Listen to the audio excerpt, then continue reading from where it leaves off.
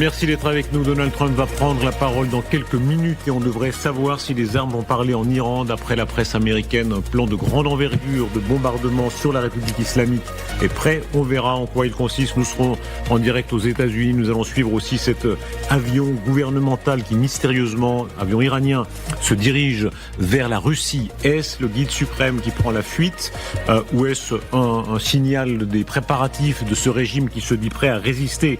Le régime dit nous riposteront dès les premiers bombardements américains. Votre regard sur ce déplacement, on voit que c'est le trajet en mauve. Il est maintenant à 37 minutes environ de se poser à Moscou. Sylvie Berman, est-ce qu'on peut faire la moindre conjecture sur qui est dans cet avion? C'est un avion important, je ne sais pas si on voit la taille de l'avion. Airbus A321. Ah, c'est un Airbus A321? Oui. Et donc, on le voit sur les données de vol transmises. Et alors, c'est quelle taille? C'est un Airbus A321? C'est un avion. C'est souvent les avions pour les personnalités officielles. Oui, c'est un avion de ligne assez classique en fait, mais qui est comme le président de la République française utilise des Airbus pour ses déplacements. Donc, ce qui est intéressant, c'est que l'avion a son transpondeur justement. On peut imaginer que si c'était le guide suprême ou des personnalités très importantes des gardiens de la Révolution, il n'y aurait pas forcément cette indication. Aux yeux du monde entier. À moins de penser au deuxième degré et de se dire que les Américains pourraient quand même voir un avion qui n'est pas qui est coupé le transpondeur et le viser à ce moment-là. Et donc, voilà. Au-dessus de la Russie, de la Caspienne, ça paraît quand même là. On voit la complexité orientale chez Sophia Amara. Elle pense toujours de la façon la plus. Les Iraniens sont comme ça. Oui. J'avais un ami qui rédigeait des romans policiers. Ça s'appelait SAS. Il est mort. Il avait beaucoup de sens géopolitique. Il s'appelait Gérard de Villiers. Oui. Et il était un peu plus à droite que vous encore. Oui. Ah oui, elle était vraiment la vraie droite.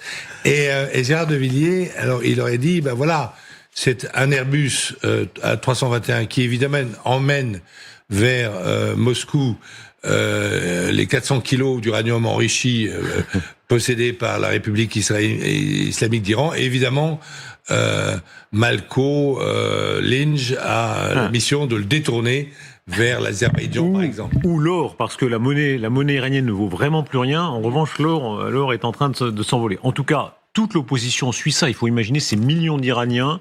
On aura tiré dessus, et ils voient cet avion en se disant, ils espèrent évidemment que c'est la chute du régime. Oui, bien sûr. Et puis au-delà des considérations techniques, on peut interpréter ces éléments et se dire peut-être, sans doute, que ce sont des officiels, peut-être des diplomates qui vont en Russie pour essayer de chercher un soutien. Vous avez vu les informations tout à l'heure sur ces fameux exercices militaires qui vont avoir lieu. Et selon Al Jazeera, il n'y aura pas seulement des Iraniens, il y aura aussi la Russie et la Chine. Donc il pourrait y avoir des jeux d'alliance qui pourraient s'arranger dans les semaines qui viennent. Mais rappelons quand même que la Russie a déjà ses propres problèmes avec l'Ukraine, que la Russie a déjà essaye d'obtenir des négociations avec Donald Trump et donc elle n'a pas vraiment intérêt à se mouiller aujourd'hui pour l'Iran. Pas mieux. C'est-à-dire que moi, j'en sais pas plus. A priori, c'est quelque chose d'important. Sans doute, je penche plutôt sur l'idée d'aller chercher de l'aide, d'aller secouer un peu Vladimir Poutine, qui s'était montré quand même relativement tiède lors de la confrontation précédente, au mois de juin. Voilà, mais bon, on peut rien exclure, effectivement. Et à l'heure où nous parlons, c'est de la Terre entière le vol le plus suivi. C'est-à-dire, il y a combien de milliards de personnes sur Terre aujourd'hui? Le dernier chiffre, c'est quoi? Combien? Non, 7-8, oui, à peu près. Oui. Bon, donc sur 8 milliards d'âmes, eh bien, c'est le vol le plus suivi, puisque tout le monde veut savoir quel est ce vol qui, dans une trentaine de minutes, se posera dans la capitale de la Fédération de Russie. L'autre événement majeur, évidemment, et on va se rendre tout de suite en direct aux États-Unis où vous êtes, Pierre Barmin, c'est les révélations du Wall Street Journal. Le président Trump a été briefé personnellement sur les deux options principales de bombardement qu'il pourrait mettre en œuvre de manière imminente. Oui, parce que le président américain a eu justement un briefing avec les services de renseignement ce matin à la Maison-Blanche. Pour l'anecdote, d'ailleurs, ce rendez-vous devait durer 1 heure. Il s'est finalement prolongé un peu plus longtemps. Au cours de cette réunion, lui a donc été présenté, selon le Wall Street Journal, les différentes options d'attaque possibles. Il y a notamment ce que l'on appelle un grand plan de frappes américaines sur le régime et sur les bâtiments du corps des gardiens de la révolution islamique islamique via une campagne de bombardement à grande échelle. D'autres frappes d'une ampleur moindre pourraient aussi viser les lieux symboliques du régime de Téhéran, mais ces frappes pourraient s'intensifier si l'Iran ne rechigne pas à justement arrêter ses travaux nucléaires. Ce que l'on sait également, et c'est au programme officiel, au calendrier officiel de la Maison-Blanche, c'est que dans quelques minutes maintenant, Donald Trump, depuis le bureau ovale, fera une annonce officielle. C'est à 16h30 heure locale, 22h30 heure de Paris.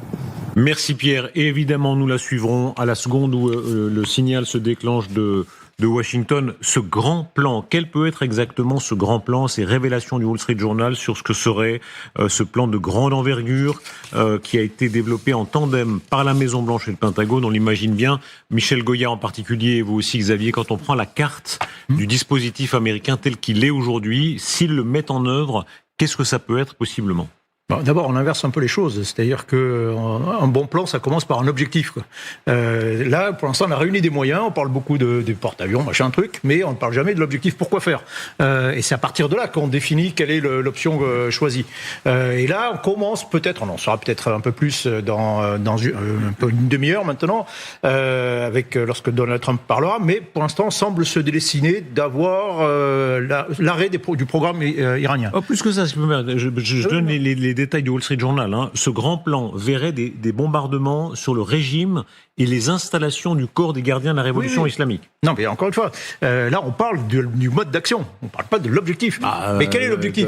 Non, mais l'objectif, est-ce que c'est... Le corps des gardiens de la révolution islamique, on ne peut pas être plus précis. Non, ça c'est la cible. C'est la cible, mais quel est l'objectif stratégique ? Quel est l'état final recherché ? Que veut Donald Trump ? À ce stade, je ne suis pas certain qu'il le sache encore forcément lui-même. Il est certain qu'il veut quelque chose. Voilà, il veut sortir de cette campagne en ayant obtenu quelque chose. Le changement de régime avec des avions, c'est pas possible, puisque la grosse contrainte, c'est qu'on n'utilisera que des moyens de frappe. Donc le changement de régime, c'est pas possible. Donc il demande qu'est-ce que je peux avoir avec tout ça. Ben, on lui dit, vous pouvez peut-être obtenir l'arrêt du programme nucléaire, enfin quelque chose comme ça. Et à partir de là, les militaires disent, voilà, c'est pour atteindre cet objectif. Là, vous avez demandé que des frappes. On peut faire petites frappes, moyennes frappes, grandes frappes. Et c'est une question. Après, c'est juste une question de dosage. Qu'est-ce que vous l'énerveriez si vous étiez au briefing de la Maison-Blanche ? ça se passerait très mal, je peux déjà vous dire, Michel Goya. Sylvie. Non, mais il peut pas ne rien faire après avoir envoyé toute son armada communiquant tous les jours depuis qu'il a quitté le Groenland. Mais voilà, ce qu'il veut obtenir, ce qu'il espère obtenir dans un premier temps, je pense que c'est malgré tout la chute du régime. Alors c'est sans doute illusoire. Et il est obligé d'en sortir avec quelque chose s'il y a des frappes. Et donc peut-être que le guide suprême ou son éventuel successeur accepte qu'il y ait un accord nucléaire qui ne sera pas tellement meilleur que celui qu'on a appelé le JCPOA et qu'il avait dénoncé lui-même en 2018. Certains vous trouveront quand même terriblement le pied sur le frein. On parle d'un régime qui vient, sont les chiffres que l'opposition donne, de massacrer 30 000 ou 40 000 personnes. On va bombarder possiblement, c'est l'annonce qui arrive dans quelques minutes, les installations du corps des gardiens de la révolution islamique, qui est le corps criminel qui a décidé ça. Et on dit, mais qu'est-ce qu'il veut exactement il a pas changé d'avis, il a fait un virage sur l'aile totalement. Il a pas fait totalement dramatique. La question de Michel Goya, je me pose la même. Quel est véritablement l'objectif de Donald Trump ? Parce qu'il y en a au moins deux qui sont des objectifs différents. Est-ce qu'il s'agit vraiment d'arrêter le programme nucléaire, d'arrêter l'enrichissement d'uranium, ou est-ce qu'il s'agit de faire tomber le régime ? N'oubliez pas que toutes les déclarations récentes de Donald Trump, elles vont plutôt dans le sens d'ouverture de négociations sur la question du programme nucléaire. C'est ce qu'il essaie d'obtenir. Le plus important. Quelle est la crédibilité de l'Amérique quand, aujourd'hui encore, Trump ou la Maison-Blanche annoncent qu'ils sont encore en train d'étudier le plan et qu'il a déjà déployé l'armada ? Comme vous le disiez, on ne déploie l'armada qu'en fonction de l'objectif. Et la taille de l'armada qu'en fonction de l'objectif, si. Et Trump a changé 4 fois d'objectif. D'abord, c'était prenez des notes, on vient vous libérer, on vient vous aider, prenez les noms de ceux qui vous tirent dessus, ils sont à 400 mètres sur des toits, c'est d'un ridicule absolu et ça prêterait à rire si ce n'était le tragique de la situation. Ensuite, on veut faire un deal. Ensuite, on n'a pas réussi à avoir un deal, je leur ai donné 2 semaines, ils n'ont pas donné. Donc finalement, tout ça, c'est ça la grande question. Que veut Trump ? Il y a en tout cas, aujourd'hui, pour prendre les faits tels qu'on les voit, un grand effort de gesticulation. Je ne sais pas si ça va se transformer en opération militaire, Et pour le moment, c'est une très grande gesticulation militaire. Qu'est-ce qu'elle pourrait effectivement obtenir? C'est de faire céder l'Iran sur... L'Iran va pas se suicider, le régime ne va pas se suicider, c'est évident.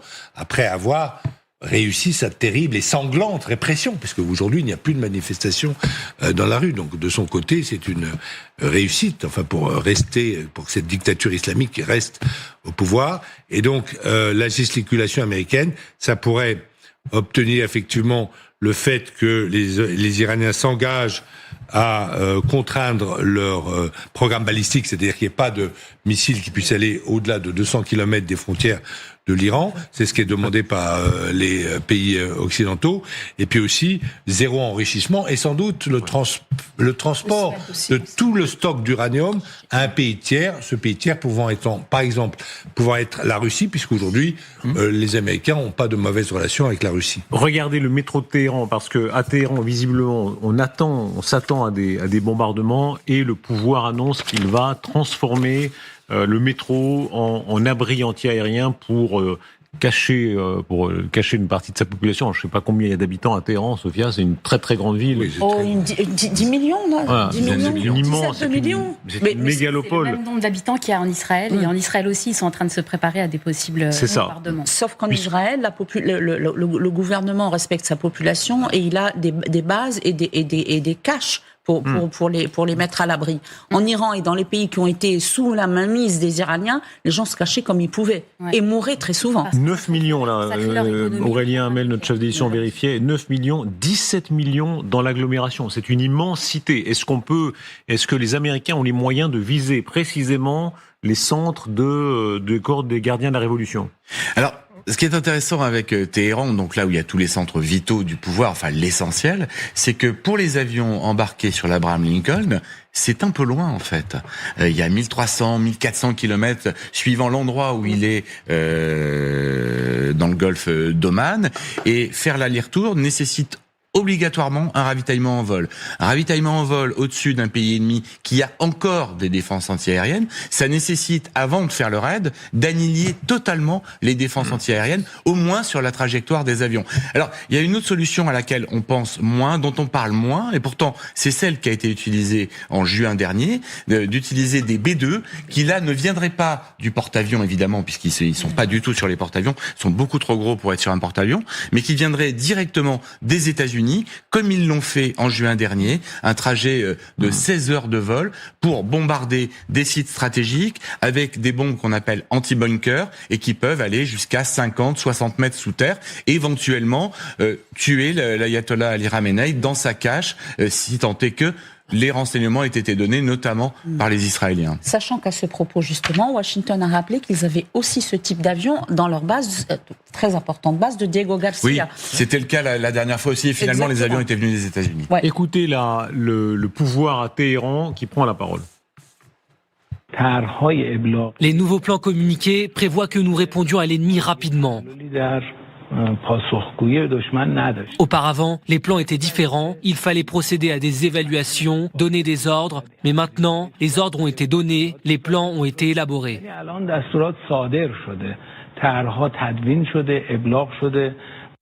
Quelle est la part d'agite-propre, quelle est la part de moyens? Est-ce que quand ils disent on est prêt à riposter dans la seconde, est-ce qu'ils pourront riposter dans la seconde au tir américain, Michel?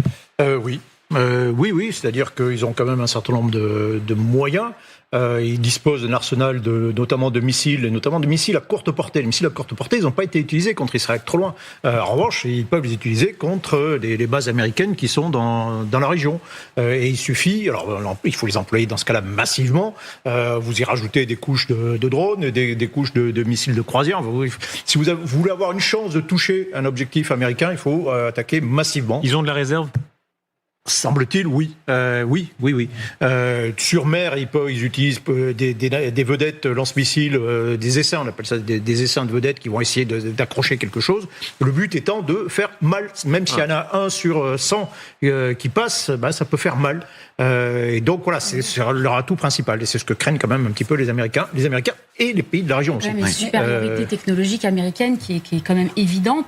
Leur aviation est totalement vétuste et à cause des sanctions économiques, sanctions économiques, vous savez, ils ont pas pu acheter certaines pièces qui manquent. Souvenez-vous de l'ancien président, d'ailleurs, iranien, qui est mort dans un accident d'hélicoptère dans une zone montagneuse, notamment parce que c'était un très vieil avion. Donc ils ont, peut-être qu'ils peuvent faire mal, effectivement, avec peu de moyens, mais malgré tout, face à la puissance américaine, il suffit qu'ils frappent, il suffit qu'ils donnent quelques coups. Pendant la guerre du Golfe, en 1990, il y a un missile Scud qui était tombé sur une base américaine et ça avait fait 28 morts. Bon, voilà, c'était le plus grand coup que... S'il y a 28 morts là, pour les Américains, ce sera un événement énorme, évidemment. Et oui, c'est pour ça. Donc, ce que je veux dire, c'est qu'il suffit une victoire iranienne. 1% de tout ce qui est lancé qui touche des objectifs américains pour que ça commence à poser problème. Oui, mais la dernière fois, les Israéliens avaient détruit les rampes de lancement et en fait, le ciel avait été complètement libéré et ne constituait plus de menace. Alors, je ne sais pas ce qu'ils prévoient cette fois-ci pour justement éliminer la menace de tir. Il y a un côté mère des batailles. Rappelons à quel point on est en 2026. Depuis 1979, la République islamique défie les États-Unis. Et si on a un affrontement là, il y a un côté vraiment d'honneur aussi. L'Iran joue son crédit aussi. Je pense qu'ils sont dans un tel déni et ils ont un comportement de secte, les mollahs. Ouais. Ils considèrent, et tous ceux qui sont affiliés, tous leurs proxys sont pareils. Vous voyez au Hezbollah, il est écrasé au Liban et il continue à dire on a gagné. Et quiconque dit le contraire est un traître israélien. Donc ils sont dans un déni absolu. Ce sont des fanatiques, vraiment des fanatiques. Ce sont des illuminés presque. Maintenant, le problème aujourd'hui, c'est que pour eux, ce n'est pas une question d'honneur. C'est simplement de dire on n'a plus rien. Pendant toutes ces années, on a construit un système de défense qui consistait à mettre des proxys tout autour du territoire iranien pour que jamais, au grand jamais, on approche notre territoire. Et ça a été provoqué par les Irakiens qui les ont envahis en 80, ou qui ont provoqué avec eux une guerre en 80. Une guerre immense. Une guerre immense qui a coûté 1 million de morts, 8 ans de guerre, et la jeune République islamique a été quand même fragilisée parce qu'elle avait 1 an de vie quand Saddam a lancé ses troupes contre elle. Donc ça a aggravé encore plus, sans compter le fait que c'est une population chiite, donc minoritaire dans le monde arabe, donc qui se sent opprimée. Donc si vous mettez tout ça bout à bout avec le fanatisme religieux, c'est la mère des batailles, toutes les batailles. D'une certaine façon, le régime iranien a commencé à se suicider le 8 octobre 2023. Parce que juste après le pogrom du Hamas, directement le Hezbollah est entré dans cette guerre, alors même qu'Israël leur avait dit « N'entrez pas dans cette guerre, sinon vous allez le payer très cher ». Et le Hezbollah, ça reste le proxy le plus important de l'Iran, c'est le bras armé le plus proche d'Israël. Et le Hezbollah, dès le 8 octobre 2023, a commencé à frapper le nord d'Israël. Et c'est à ce moment-là, finalement, que toute cette architecture qui avait été construite par le régime iranien, justement pour le protéger, mais aussi pour encercler Israël, peu à peu a été éliminé jusqu'à la tête de la pieuvre qui est aujourd'hui le régime iranien. Non, je suis pas du tout d'accord. En fait, il s'est suicidé lorsqu'il a imposé au Hezbollah. L'Iran s'est suicidé quand il a imposé au Hezbollah d'aller combattre en Syrie. Depuis lors, les Iraniens et leurs milices sont apparus comme un mouvement sectaire dans un monde arabe où le sunnisme est majoritaire. Premier point. Et deuxième point, parce que ce qui a tué le Hezbollah, c'est d'être allé en territoire syrien. Il a été complètement ouvert, le Mossad, les renseignements de tous les pays du monde, et c'est grâce à ça qu'il a été infiltré. C'est d'être allé en Syrie où il ne voulait pas aller, et c'est les Iraniens qui l'ont forcé. Restez avec nous. Dans quelques instants, nous entendrons et nous le suivrons ici même en direct le président Trump qui devrait faire une annonce importante. Ce sont les propos qui sont tenus sur une possible action militaire lancée contre la République islamique d'Iran. Selon le Wall Street Journal, c'est un plan de grande envergure avec des bombardements contre le régime et notamment contre les corps des gardiens de la révolution, ces unités tellement fanatisées dont vous parliez à l'instant, Sophia Amara, qui seraient planifiées. À tout de suite. Bonsoir, rebonsoir, nous sommes toujours avec Michel Goya, avec Sylvie Berman, avec Noémie Alioua, avec vous Xavier Giacomoni, avec Sophia Amara et avec Renaud Girard. Et nous allons entendre dans quelques instants Donald Trump qui devrait faire des annonces importantes concernant l'opération militaire contre la République islamique d'Iran. L'Iran qui dit se préparer de manière active. Regardez ce que dit son vice-président, le vice-président iranien. Nous devons être préparés à la guerre. L'Iran ne déclenche jamais une guerre, mais si elle lui est imposée, elle se défendra avec force. Et ce soir même, les choses se durcissent du côté aussi de l'Iran. Il y avait l'annonce de ces exercices à tir réel dans le détroit d'Ormuz. Les forces navales, les gardiens de la Révolution mèneront la semaine prochaine des exercices à tir réel dans le détroit d'Ormuz. Point de passage stratégique pour 20% du pétrole et du gaz naturel mondiaux. Sophia Amara, comment comprendre que le soir même où sans doute les Américains vont en tout cas annoncer ce qui peut se passer, eh bien il y a une sorte de provocation de la part des Iraniens? C'est plus qu'une provocation. Enfin, ça rentre dans le cadre de sa guerre médiatique en espérant dissuader, ce qui ne sera évidemment pas le cas. Ils annoncent que ça aura lieu lundi ou mardi, dans le détroit d'Ormuz. Et c'est ça qu'il faut lire entre les lignes. Ça veut dire, attention, ce détroit s'appelle le détroit de la peur. Vous disiez 20%, c'est peut-être même plus, c'est peut-être même 30, voire 35% du pétrole et du gaz mondial qui transitent par là. Or, c'est une catastrophe pour les Occidentaux et pour le monde libre qui essaye de s'en prendre, selon eux, à Téhéran. Certains les disent prêts à tout, même à provoquer une marée noire, à faire que le détroit d'Ormuz devienne l'enfer. Ce qui est très intéressant, c'est que les gardiens de la Révolution ont publié une carte, ou fait publier une carte, avec un avis à la navigation, expliquant que toute la partie nord du détroit, mais alors la carte est intéressante parce que elle vient lécher juste le rail de passage des pétroliers. Vous savez que les pétroliers dans un détroit très étroit, comme dans la Manche par exemple, ont un rail pour monter vers le Golfe et un rail pour sortir. Et la zone est vraiment accolée à ce rail, donc c'est bien une menace directe contre les exportations de pétrole et de gaz naturel liquéfié. La menace. Il y a les deux, c'est vraiment extrêmement important en tant qu'exportation d'énergie. Rappelons, ce régime qui a fait couler le sang à Paris, régime terroriste, qui a beaucoup aidé aux terroristes et qui là, sans doute, serait prêt à semer le désordre complet si on l'attaque. Oui, mais c'était déjà effectivement le cas à l'époque, dans les années 80. Je rappelle que la plus grande opération navale, je crois, française depuis pratiquement la Seconde Guerre mondiale, elle a eu lieu dans le Golfe pour protéger les navires. Donc il y avait une présence également américaine qui était très importante. Il y a eu des combats, il y a eu des frappes américaines sur l'Iran en 1988, il faut quand même le rappeler. Donc c'était effectivement extrêmement, déjà très tendu dans la région. Regardez cette séquence, ce sont les Iraniens qui font état de ces exercices munis de missiles.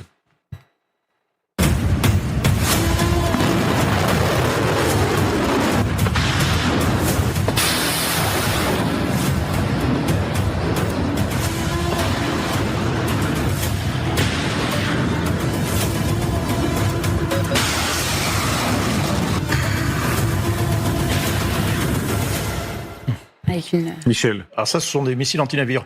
C'est-à-dire qu'en gros, face à la flotte américaine, tous les navires qui sont dans la région, les Iraniens ont quatre atouts, je dirais, ou 4 éléments. D'abord, ils ont des sous-marins kilo. On en a parlé des sous-marins kilo. Je crois qu'ils en ont 2 ou 3 possibles. Les sous-marins, ça reste quand même quelque chose d'assez dangereux, des sous-marins d'attaque. Ils ont des mines, oui, mais ils pourraient aussi miner très largement toute la région. Et là, ça empoisonnerait la circulation. Ils ont des vedettes, ça c'est les gardiens de la Révolution qui ont plein de vedettes, des centaines de vedettes, lance-missiles notamment, alors on les voit d'ailleurs à l'écran, et qui seraient capables d'attaquer en essaim n'importe quel objectif, et encore une fois par saturation. Et enfin, ils ont des missiles anti-navires, qui sont généralement des missiles d'origine chinoise qu'ils ont modifiés, etc., qu'il ne faut pas négliger non plus, qui sont il y a énormément de batteries sur la côte ou sur les bâtiments. Je rappelle que c'est un de ces missiles anti-navires qui pendant la guerre de 2006, avait touché une corvette israélienne au large de Beyrouth. Et donc c'est possible encore. Donc c'est avec ça qu'ils essaient effectivement, au moins dans un premier temps, de menacer les Américains. Voilà, et donc ils bombent un peu le torse en disant regardez, nous aussi attention, on peut vous faire mal. Mais c'était le 16 juillet, je me rappelle très bien. Et ils avaient utilisé ce missile-là et en disant regardez, ce bâtiment de guerre israélien flambe. Et c'était Nasrallah lui-même qui annonçait, tout le monde était au bord. En direct sur Al-Manar. Exactement. On le voyait d'ailleurs. Ce qui était encore plus spectaculaire, c'est que ça a été tiré de la plage. Oui. C'était quand même incroyable. Ce qui est intéressant, c'est que l'Israélien, ça a surpris. Ça a surpris parce que vous avez, ils ont dû détruire le bâtiment. Oui, parce que ce sont des images. Mais ils n'ont pas fait beaucoup de dégâts finalement. Non, tout à fait. Non. Symboliquement. Et c'est ça qui, c'est le même. Vous avez un bâtiment américain, un destroyer américain qui prend feu. ça fait des ordres. La menace, elle est extrêmement forte, notamment sur les bateaux de commerce, sur les pétroliers, en fait. Et on voit bien ce qui est très intéressant dans les images de l'exercice précédent, c'est qu'il y a des tirs depuis, effectivement, les vedettes dont vous parliez, colonel, tout à l'heure, mais il y a des tirs aussi depuis des camions porte-missiles depuis la plage, aux alentours, vraisemblablement, de Bandar Abbas, donc vraiment à l'entrée du détroit d'Ormuz, où en quelques heures, s'ils arrivaient à toucher des pétroliers, ils pourraient paralyser, oui, effectivement, entre 20 et 25% du trafic mondial d'énergie, puisque au pétrole, il faut ajouter, c'est vraiment important, le gaz naturel liquéfié qui passe aussi par ce détroit. Mais il ne parle plus d'exercices communs avec les Chinois et les Non, Russes. ça a disparu. C'était dans la première version. Il devait y avoir des bateaux russes et des bateaux chinois, mais ça, c'est certainement beaucoup d'intox de la part des Iraniens. Veut-il s'en prendre au porte-avions, et évidemment porte-avions Lincoln? Regardez cette archive qu'ils ont diffusée. C'est la télévision d'État qui les montre, qui montre les forces armées iraniennes qui détruisent avec des missiles la maquette d'un porte-avions. C'est pas encore un porte-avions, c'est une maquette. C'est un petit peu différent. C'est un peu plus facile quand même. La maquette d'un porte-avions américain lors d'exercices militaires dans les eaux du Golfe, au sud de l'Iran. Ces exercices ont été baptisés Prophète Mohammed XIV. Et ils ont eu lieu précisément près du même détroit d'Ormuz.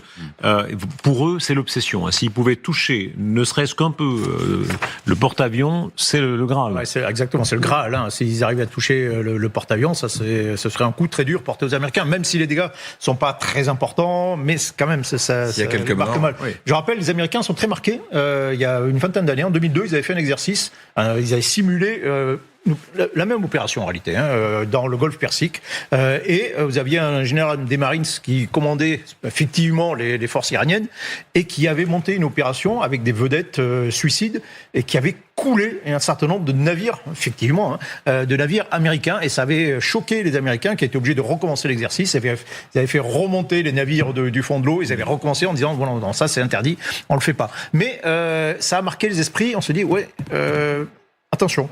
Quand même, faut pas être trop sûr de soi. Il suffit, j'y reviens, il suffit d'un coup pour gâcher la fête. Je vous interromps, regardez, parce que qu'est-ce qui se passe au cœur du régime? Alors, il y a d'un côté la menace, et simultanément sont les images que nous avons en direct. Cet avion mystérieux, c'est un Airbus A321, comme vous le rappeliez, Xavier, et il est en train de faire des tours autour de la capitale Moscou. Il est arrivé à Moscou, mais il n'est pas encore posé. Cet atterrissage donc peut arriver d'une seconde à l'autre, et le monde entier, dans toute la Terre, c'est le trajet le plus suivi sur le site Flight Radar. Tout le monde évidemment se demande qui est dans cet avion, qui est un avion gouvernemental de grande importance. C'est l'équivalent de l'avion du président de la République, par exemple, pour la France. Qui est dans cet avion? Évidemment, je n'en sais rien. Je crois que beaucoup de gens espèrent que c'est le guide suprême, mais on n'en a pas la moindre idée. Ça peut être simplement le ministre des Affaires étrangères, Arakchi, Abbas Arakchi, qui vient consulter les Russes, qui leur dit hélas, mes négociations avec les Américains ne donnent rien. Peut-être vous pouvez de l'aide des Russes. De l'aide des Russes. C'est-à-dire quoi? Des missiles. De l'aide militaire ou même de l'aide diplomatique, c'est-à-dire aller parler à Trump, essayer de relancer cette négociation irano-américaine qui avait eu lieu. Vous vous souvenez, il y avait eu des rondes de négociations à Rome, à Oman, etc. Et d'essayer de relancer peut-être cette diplomatie entre les Iraniens et les Américains. Faisons entrer dans la discussion l'homme des services secrets, Vincent Crouzet. Vous êtes avec nous en direct, vous êtes expert et renseignement, vous êtes, je sais pas, j'ai jamais su si on peut être ex-officier de la DGSE. Vous signez Le jour où je suis devenu espion aux éditions de l'Observatoire. Bonsoir, merci beaucoup d'être avec nous, Vincent Crouzet. Votre regard sur cette image assez étonnante et assez fascinante, ce vol mystérieux d'un avion gouvernemental. C'est un avion officiel de la République islamique d'Iran et de ses plus hauts responsables qui est à quelques minutes de se poser à l'aéroport de Moscou. Oui, alors vraisemblablement c'est lié à des manœuvres diplomatiques. Alors soit c'est l'extraction du guide suprême, c'est possible, dans un gentleman agreement, un arrangement entre Russes et Américains. C'est possible, c'est peu envisageable. Effectivement, j'entendais Renaud à l'instant parler d'une visite éventuelle du ministre des Affaires étrangères iranien. Ça me semble tout de même plus probable. En plus, dans le cas du guide suprême, il aurait été escorté par une escadre de chasse, certainement, qui n'apparaît peut-être pas sur le flight radar. Mais enfin, pour l'instant, méfions-nous des suppositions. Noémie Alioua. Oui, mais on comprend aussi pourquoi la planète entière, vous disiez tout à l'heure, Darius, que la planète entière était en train de regarder ce vol, était fascinée par ce qui était en train de se passer. Parce qu'il y a beaucoup de choses qui se jouent, et notamment un jeu d'alliance. On veut savoir aujourd'hui si Téhéran est isolé ou si Téhéran pourrait demain trouver des alliances, notamment en Russie, même si on l'a dit tout à l'heure, la Russie a d'autres chats à fouetter actuellement. Pour l'instant, les amis ne se précipitent pas. En Géorgie, ils ne sont pas précipités non plus. Hein. Évidemment. On n'entend pas beaucoup Vladimir Poutine. Mais c'est la question fondamentale qui se joue là. Où est l'ami ? Où sont les bons amis d'antan ? Vous savez, les Chinois, ils n'ont pas, ils ont surtout des intérêts, pas d'amis, comme la plupart pas vraiment ni amis ni alliance, et donc ils vont pas voler au secours de l'Iran s'ils considèrent que l'Iran est perdant. C'est vrai, les Chinois n'ont en fait qu'un ami. Parce qu'à la différence des Américains, parce que les Américains ont pas mal d'amis et d'alliés, les Chinois n'ont qu'un vrai ami, c'est le Pakistan. Un jour, on demandait d'ailleurs aux Chinois, mais pourquoi vous êtes amis des Pakistanais ? Pourquoi vous les soutenez toujours contre vent et marée ? C'était les Américains qui demandaient. Mais écoutez, on va vous faire comprendre. Eh bien, notre relation avec le Pakistan, c'est comme votre relation à vous, Américains, avec les Israéliens. Mais sinon, les Chinois... ils n'ont pas d'autres alliés. Et on va beaucoup parler de l'alliance entre les États-Unis et Israël, notamment avec vous, Vincent Crouzet, puisqu'on va voir de quelle manière le Mossad renseigne en ce moment les yeux et les oreilles des États-Unis d'Amérique sur le terrain en Iran. C'est en grande partie le Mossad. Passons par les préparatifs américains. Il est 22h28. Dans quelques instants, le président Trump devrait prendre la parole et annoncer peut-être si oui ou non les armes parleront contre l'Iran. Il y a beaucoup de mouvements d'avions. Éclairez-nous s'il vous plaît, Michel, vous aussi Xavier et les autres, et notamment ce C5 Super Galaxy. Il y a toute une série d'avions avec une accélération des rotations encore davantage ce soir pour amener davantage de matériel en Iran. Quels sont les matériels qui manquent encore ? On voit ce dispositif tellement colossal. Je pense qu'il ne manque aucun matériel. Enfin, ça dépend encore une fois ce que l'on veut faire. Hein. Mais s'il s'agit de faire une campagne de frappe, je pense que tout est prêt. Mais comme on est chez les Américains, on regarde combien il faut, on multiplie par 2 pour être sûr, et puis voilà, et comme ça on est encore plus sûr. Donc jusqu'au bout, il y aura des approvisionnements, il y aura des ravitaillements. Le point clé, ce qu'il faut retenir, c'est que les Américains, d'abord, ils ont beaucoup insisté sur la mise en place d'un bouclier de défense, un bouclier antimissile. Que ce soit dans le Golfe, que ce soit dans le Golfe d'Oman, par la flotte, c'est aussi un bouclier antimissile, particulier par les destroyers, mais aussi en Jordanie, mais aussi au Qatar. Donc c'est ça, c'est priorité 1, c'est bouclier antimissile. 2, de quoi frapper relativement furtivement. Donc ça, c'est les Tomahawk, c'est les F-35 furtifs, c'est éventuellement les bombardiers B-2 qui viendraient des États-Unis ou de Diego Garcia. Et puis ça c'est les éléments d'entrée de la campagne. Et puis derrière, de quoi mener une campagne de longue durée. Mener une campagne de longue durée, ça signifie il faut des ravitailleurs en vol, il faut beaucoup de matériel, il faut des munitions, il faut tout un tas de choses. Parce que, pour alimenter cette bataille. Donc là, on voit un C5 Galaxy. Vous noterez l'absence totale des forces terrestres dans tout cet arsenal, tout cet ordre de bataille. Même pas un porte-hélicoptère de Marines, rien. Et donc tout ça, dans ces avions, vous avez surtout, essentiellement, je pense, des munitions. Mais c'est la première fois qu'on voit, en fait, dans l'histoire, une telle préparation militaire, totalement, effectivement, achevée, comme le dit le colonel Goya. Et donc, du côté militaire, c'est tout à fait prêt. Mais l'impréparation, elle est politique. D'habitude, il y a des grandes annonces politiques et ensuite, on adapte les moyens militaires à l'objectif politique. Quelquefois, on n'arrive pas, d'ailleurs, à les adapter. Ce qui s'est arrivé, d'ailleurs, aux Français à Barkhane, ils n'avaient pas assez de troupes, ils n'ont pas réussi à adapter.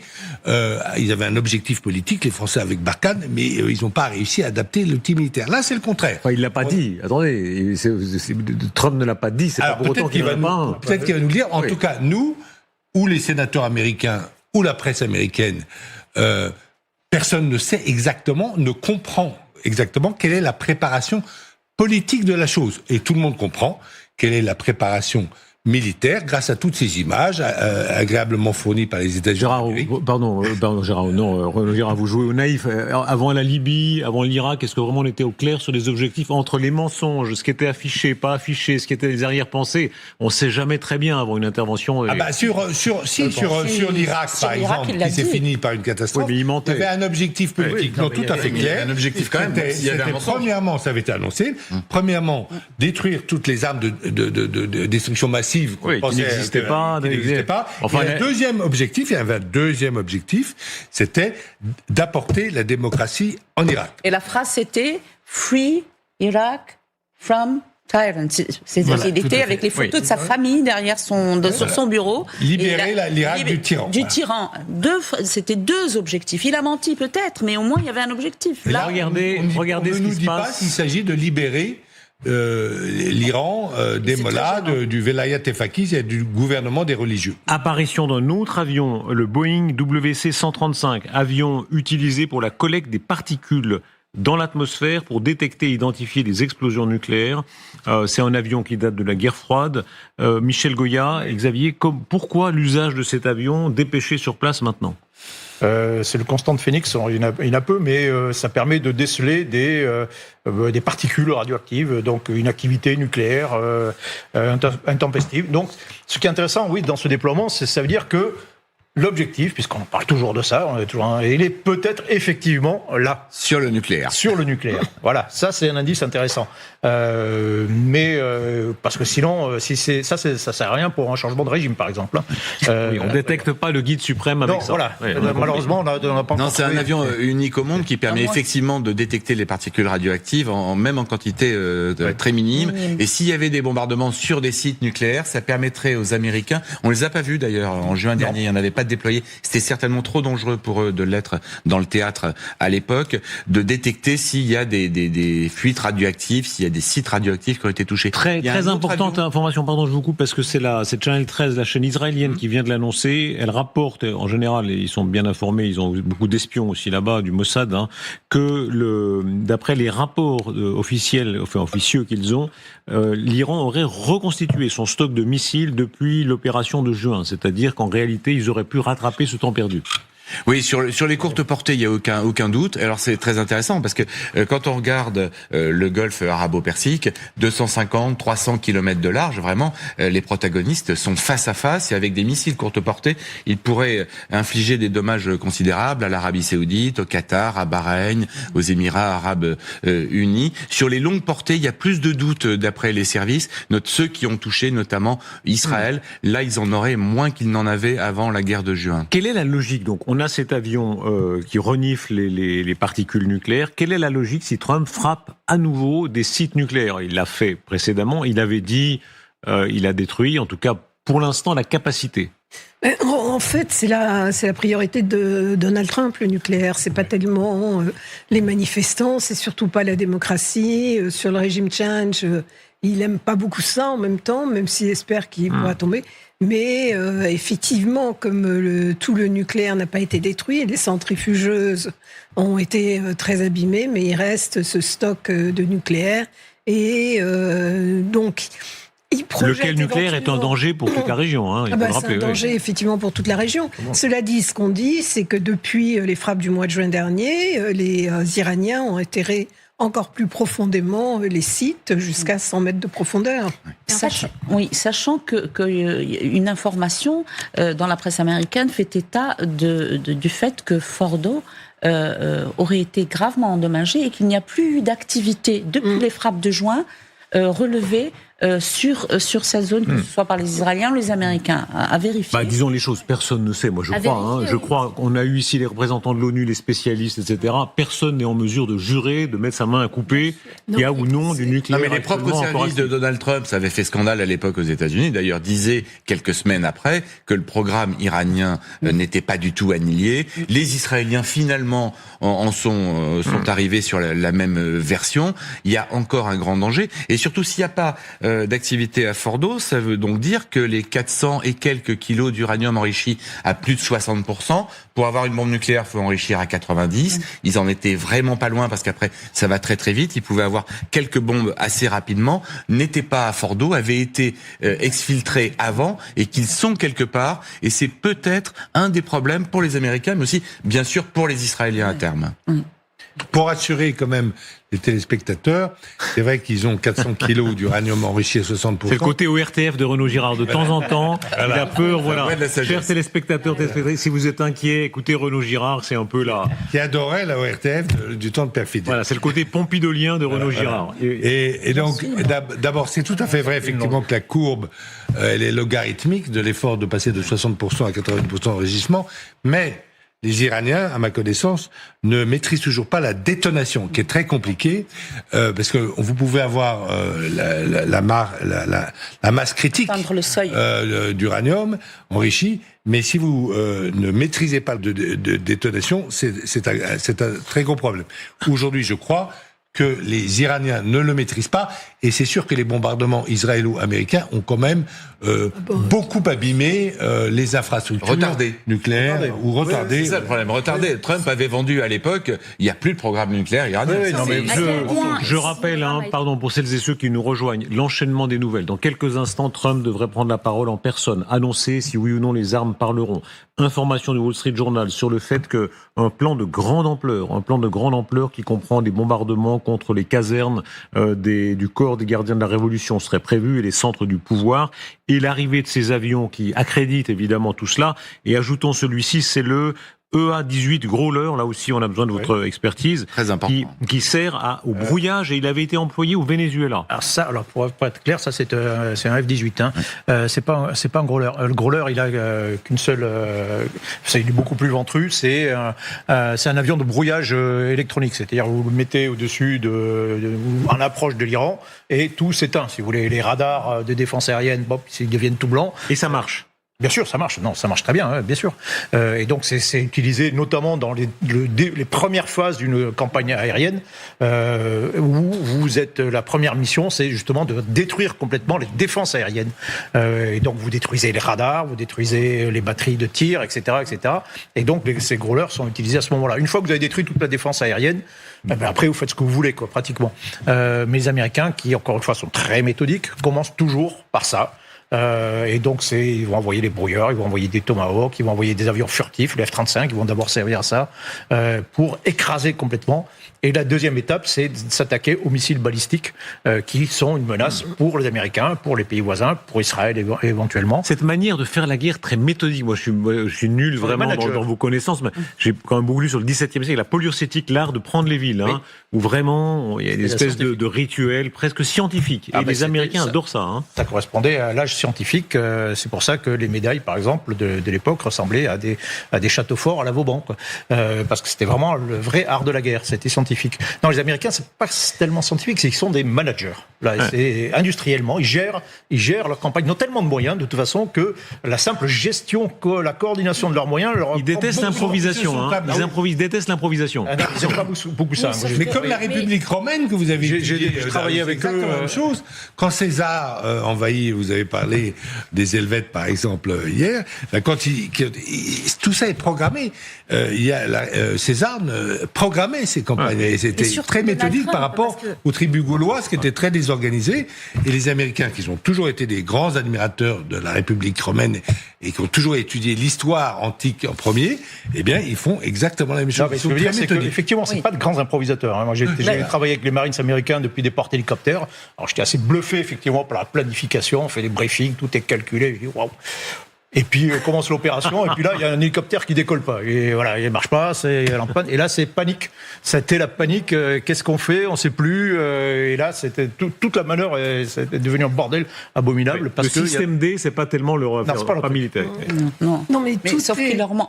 Il leur manque. Ils font tout en XXL, certes. Ils prévoient tout.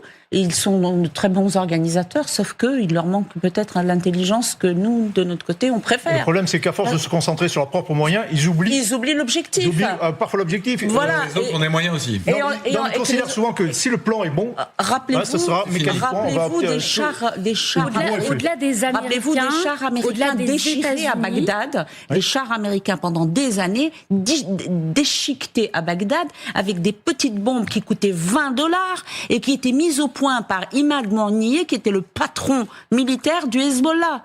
Et ça, nous, on a rencontré des responsables de la CIA, des Américains, dans le cadre de documentaires, et qui vous l'expliquaient. Donc, il faut aussi un petit peu de jugeote pour gérer une guerre. Et surtout, quand on veut la gagner, eh bien, on annonce ses objectifs. Parce que c'est trop facile de dire j'y vais, mais je dis pas mes objectifs. Comme ça, si je perds, après, personne pourra juger. Le flou, c'est un peu la liberté d'action du politique, quand même.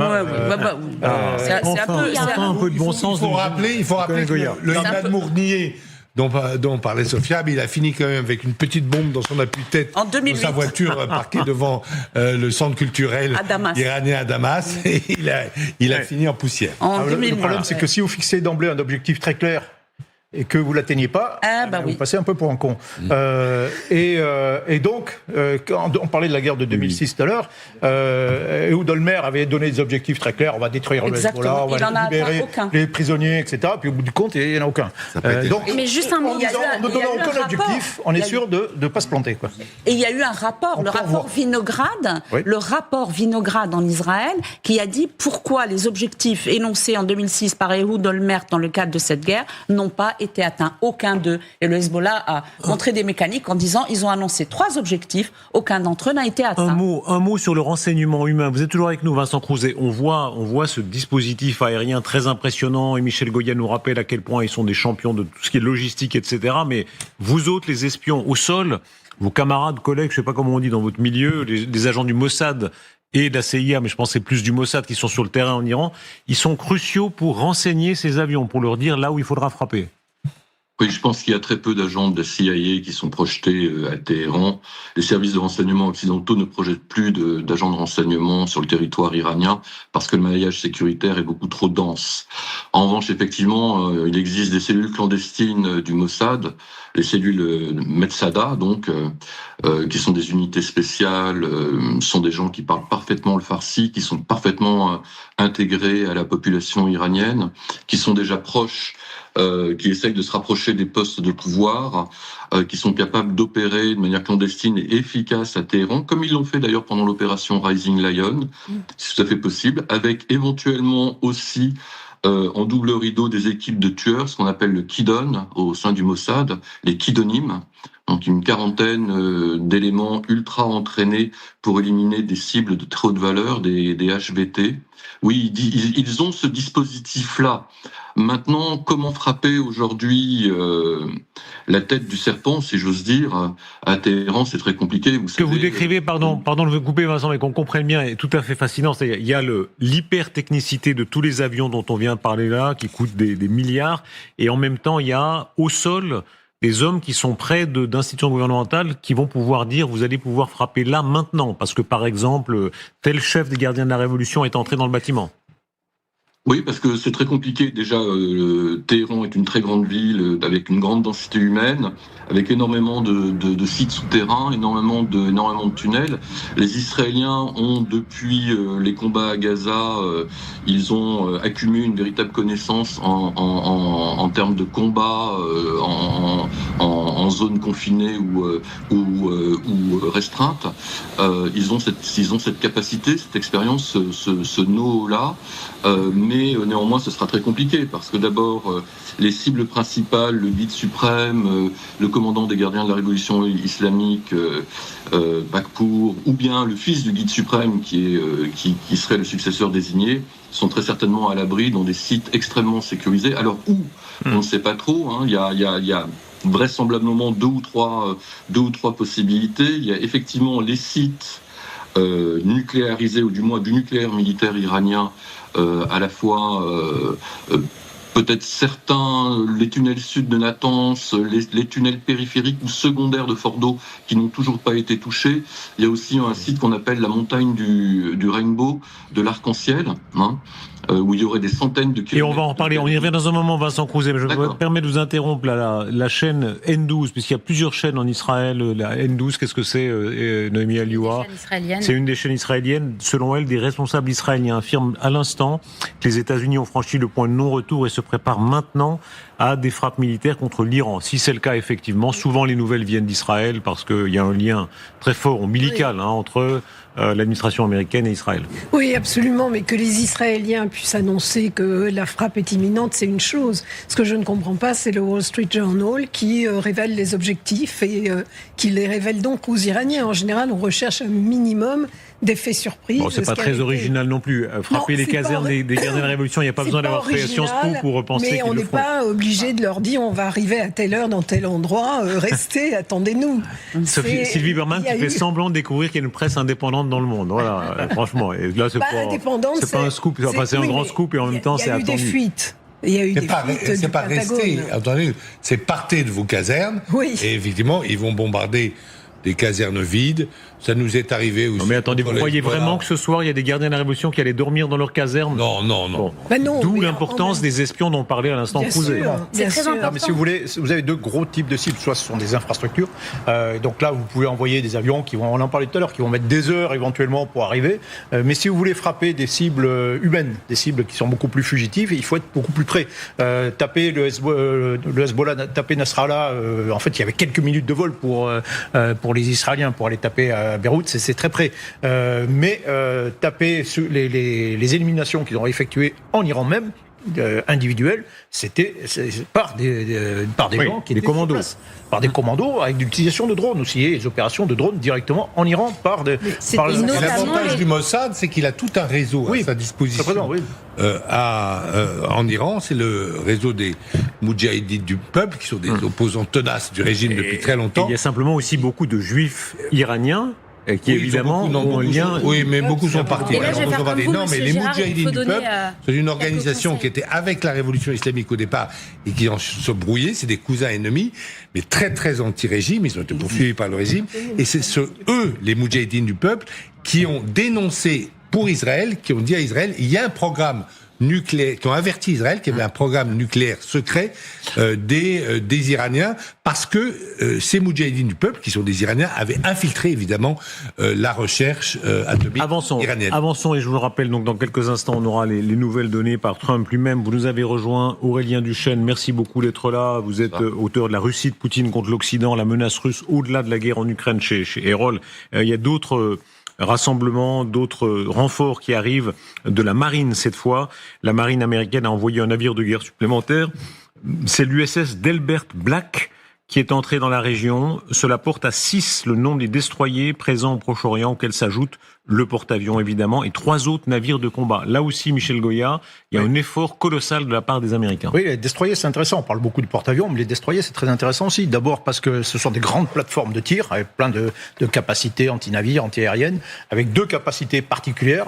D'abord, sur un destroyer de type de classe Arleigh Burke, vous avez une 50aine de missiles Tomahawk. Donc vous avez une force de frappe, et vous avez, c'est peut-être le plus important, des missiles SM-6, guidés par le système Aegis. Et les SM-6, c'est ce qui se fait de mieux au monde en termes pratiquement de défense anti-missiles balistiques, avec le Arrow 3 israélien notamment, et le THAAD américain. Ça peut taper au-delà de l'atmosphère, ça peut intercepter le missile alors qu'il n'est pas encore rentré dans l'atmosphère. Donc ça, je disais tout à l'heure, c'est mise en place d'un bouclier, et ces destroyers, ils servent avant tout à servir de bouclier face entre les Iraniens et les bases, entre les Iraniens et le porte-avions, etc. Donc c'est des éléments extrêmement importants. Oui, c'est protégé contre ce qui est la principale force en fait de la flotte iranienne. Il y a 2 flottes iraniennes d'ailleurs. Il y a celle des gardiens de la Révolution et la flotte dite régulière. La force de la flotte iranienne, ce sont les missiles antinavires comme les Zulfikar par exemple. Donc il faut protéger d'une part évidemment la flotte américaine contre ça. On rappelle quand même que les 2 pays se sont déjà battus dans le Golfe Persique, la guerre des tankers, sauf que la flotte iranienne s'est un peu modernisée depuis, et notamment sur les capacités antinavires. Et la deuxième chose enfin, c'est que les frappes de cet été contre l'Iran n'ont pas détruit la totalité de l'arsenal de missiles à longue portée iranien, les Fateh par exemple, ou les Qassam, et ça il faut les intercepter aussi depuis la mer, et c'est l'utilité des destroyers dont parlait Michel Goya. Et à cela s'ajoutent quand même les drones, qui sont effectivement qui peuvent être avec peu de moyens, et juste des essaims de drones qui peuvent provoquer des dégâts important, au moins au niveau symbolique, et c'est ce que les Américains veulent absolument éviter. Et ce renfort nous indique sans doute qu'on est au-delà de la gesticulation, parce qu'une gesticulation, il aurait suffi d'une seule armada, et le fait qu'ils continuent à renforcer. On est peut-être dans ce doublement sécuritaire de la capacité dont parlait Michel Goya, c'est-à-dire que là, on va vraiment à une opération militaire, parce que on n'a pas besoin de se destroyer supplémentaire pour une gesticulation, alors qu'il y a déjà tant de bateaux autour de l'Iran. J'aimerais vous entendre sur l'immensité du territoire. Prenons la carte, passons par la carte, parce qu'au Venezuela, c'était une opération commando limitée sur la ville de Caracas, c'est bien ça. Oui. Ici, on est dans une toute autre mesure. Bien sûr, beaucoup de choses se passent à Téhéran, mais on sait, Sophia Amara, qu'il y a beaucoup de casernes des gardiens de la Révolution partout dans le pays. Elles sont implantées dans toutes les grandes villes. D'ailleurs, la répression a eu lieu dans toutes les grandes villes, et c'est un pays gigantesque. C'est un pays gigantesque, et la côte est loin pour les avions américains ou autres. C'est pas comme Caracas. Donc déjà, il faut atteindre le cœur du pays, atteindre Téhéran, parce que symboliquement, la capitale, c'est important, où se trouve le principal QG de ce qui est la police ou l'armée idéologique du régime, à savoir les Pasdaran. Et les Pasdaran, il faut non seulement taper leur QG Tharallah, même s'il n'y a personne, symboliquement, si vous le mettez par terre, c'est quand même un objectif. Et ces mêmes Pasdaran quadrillent la capitale, et ils ont des QG importants qui ont été repérés. La liste a été remise à la Maison-Blanche, mise au point par des Iraniens, complétée par des services, étudiée et considérée comme étant très crédible. Ça, c'est le premier point. Ensuite, ils doivent également frapper des sites militaires ou sécuritaires à travers le pays, qui est immense, et aussi les sites ou les QG des Basij. Et là, cette fameuse liste a repéré 23 à 25 QG des Basij, qui sont la milice supplétive ou des Pasdaran. Est-ce que s'il y a les frappes, les Israéliens vont entrer en scène dans le pays? On parlait tout à l'heure des réseaux d'espionnage. Et d'ailleurs, je vous conseillerais vraiment l'excellente série. Je vais faire comme vous, Monsieur Girard. Je vais m'adresser aux téléspectateurs. Regardez la série Téhéran. N'en abusez pas. Non, mais cette série est géniale parce que justement, c'est l'histoire d'une espionne du Mossad qui est à Téhéran et qui essaye de faire en sorte d'annihiler le programme nucléaire. Donc, on est au cœur de l'actualité, même si le scénario n'est pas exactement réaliste. C'est extrêmement intéressant. Mais pour ce qu'on disait tout à l'heure au sujet de ce réseau d'espionnage, on a eu plusieurs exemples dans l'actualité relativement récente qui montraient à quel point ils étaient implantés. Souvenez-vous de l'élimination d'Ismail Haniyeh, le chef du Hamas à Téhéran. On va y revenir. Vincent Crouzet, votre regard aussi sur ce que peut être ce premier bombardement d'importance. On le rappelle, il y a beaucoup d'informations qui vont dans ce sens-là. Les médias israéliens qui disent que le point de non-retour est arrivé, Trump qui devrait s'exprimer dans quelques instants, et le plan, selon le Wall Street Journal, qui a été déjà présenté au président Trump. Quand vous regardez cette carte, quel serait d'après vous le premier bombardement, la première salve? Bon, évidemment, Tharallah, le QG des Pasdaran, et puis d'Osman Tapé, la base aérienne des GRI, et une dizaine de postes de commandement en Iran. Je reviens sur la progression, sur l'évolution de ce vol-là particulier, enfin gouvernemental, de cet Airbus gouvernemental. À l'occasion de l'imminence d'une frappe américaine, il serait pas du tout absurde que les Américains et les Russes aient dealé finalement l'exfiltration du guide suprême, permettant finalement de préserver le pouvoir spirituel et de ne pas monter le monde chiite contre les Américains, je pense à l'Iran, mais aussi à l'Irak, au sud de l'Irak, et permettant justement permettant à Khamenei et à son fils de sauver la face et à trouver finalement une espèce de solution intelligente. C'est tout à fait possible. Je pense que ça fait de plus en plus sens, l'exfiltration de Khamenei dans le cadre d'un accord américano-russe, un petit peu comme ils l'ont fait avec Bachar el-Assad finalement, puisque le départ précipité de Bachar el-Assad s'était fait sur la base d'une concertation saoudienne, américaine et russe. Merci beaucoup Vincent Crouzet. Je rappelle votre livre, Le jour où je suis devenu espion, c'est aux éditions de l'Observatoire, je le recommande vivement. Les préparatifs, on a vu les avions, on a vu les bateaux, on a vu le Lincoln. On peut considérer qu'aujourd'hui Trump peut prendre la décision à tout moment, c'est-à-dire que là, il ne reste que la décision politique. Il s'est surtout donné les moyens, parce que on parlait tout à l'heure de la composition de la flotte telle qu'elle se renforce. Il se donne les moyens et de sanctuariser la flotte américaine contre les frappes de missiles iraniens. Deuxièmement, il y a en temps normal plus de 30 000 hommes, enfin de soldats américains sous le commandement central. Là maintenant, les moyens de frappe au sol, je pense par exemple aux avions F-15 qui eux sont vraiment pour aller faire des frappes massives au sol, ou des sous-marins de classe Ohio pour lancer des missiles directement sur terre. Oui, il y a des sous-marins aussi, on les a pas mentionnés, mais il y a en plus de ça les sous-marins. Mais il y a aussi des sous-marins avec des missiles de croisière navale pour aller frapper massivement. Donc là, Trump a tous les moyens pour, si vous me pardonnez ce cliché, appuyer sur le bouton. Je pars du fait que c'est évidemment, enfin sans doute s'il va se passer, mais en tout cas, ils ont désormais absolument tout l'arsenal possible pour frapper massivement. Mais regardez là. Vous avez raison de dire qu'en fait, jusqu'au bout, la direction politique, c'est-à-dire le chef suprême de l'armée américaine, c'est-à-dire le président Donald Trump, va garder sa liberté. Et d'ailleurs, on se souvient d'une opération beaucoup moins importante, mais qui avait été préparée par les généraux américains sur le détroit d'Ormuz. Il y avait eu un drone d'observation américain qui avait été abattu, enfin par des moyens électroniques, qui avait été perdu en tout cas par les Américains. Les Iraniens ont dit que c'était sur le territoire iranien, les Américains ont dit que c'était sur dans l'espace international. On a proposé donc une frappe à Donald Trump. Il a demandé combien de morts ça fera. On dit, on ne sait pas, Monsieur le Président, entre 100 et 200. Et comme il y avait le drone, évidemment, il n'y avait pas de pilote américain, aucun pilote américain n'avait été tué. Il dit, écoutez, c'est unfair, c'est pas équitable. Et donc, il a 10 minutes avant le début, annulé l'opération. Oui. Donc, il ne faut pas croire. Donc, il peut changer. Enfin, c'est sa décision souveraine.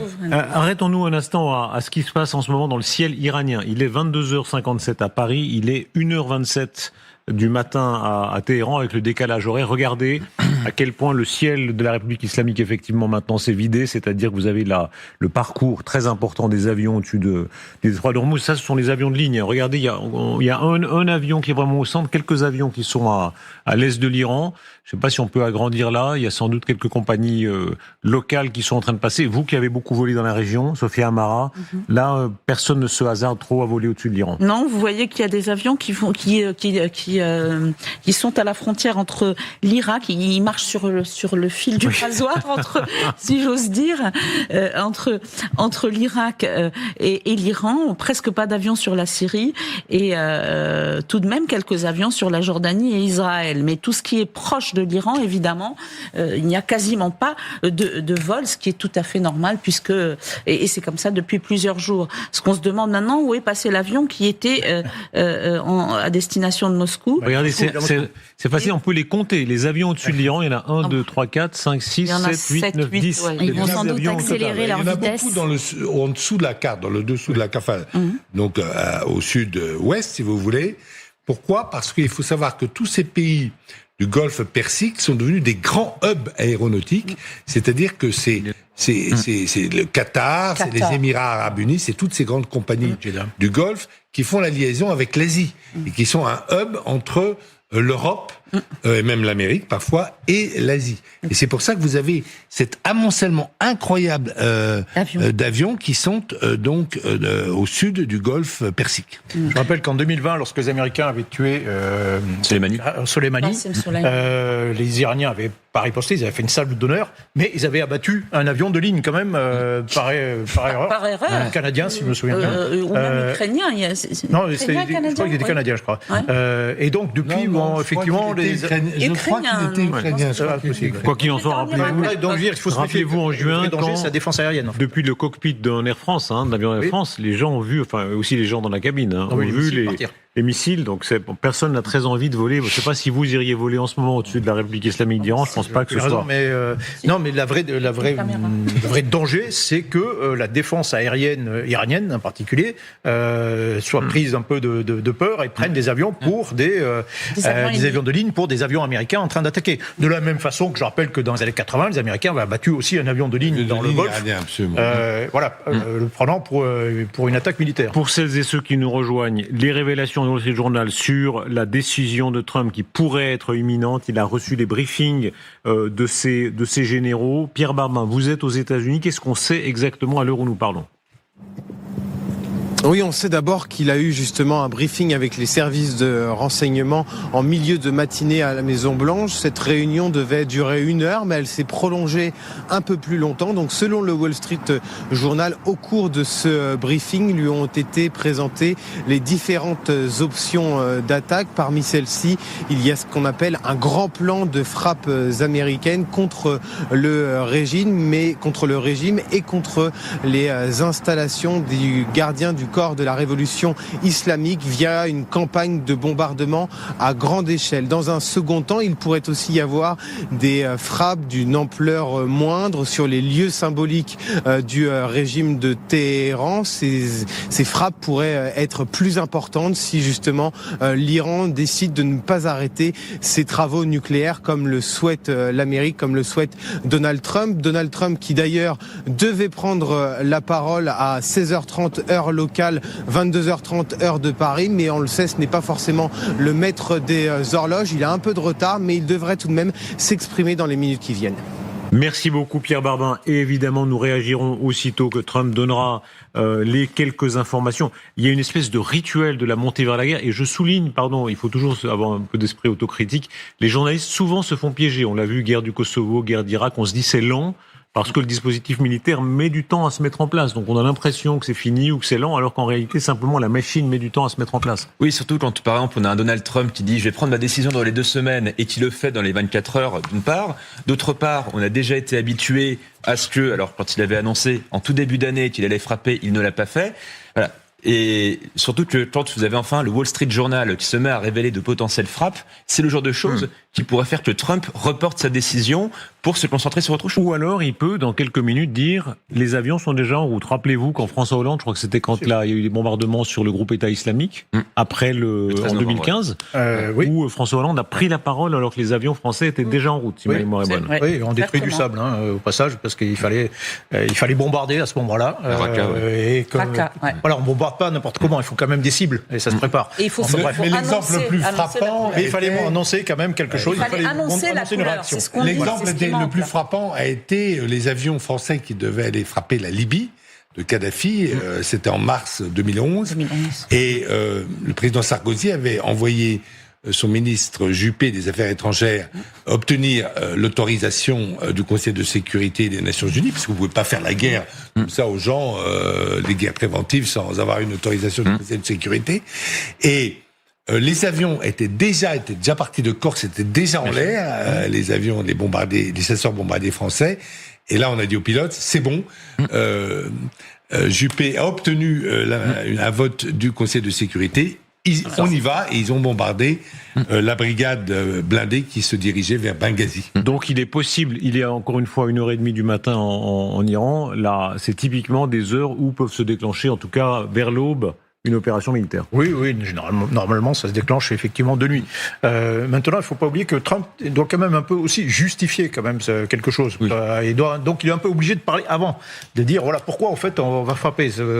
On parlait du président français. Alors à l'époque, oui, c'était l'époque des mandats des Nations Unies. À l'époque, on faisait la guerre, on attendait un mandat des Nations Unies.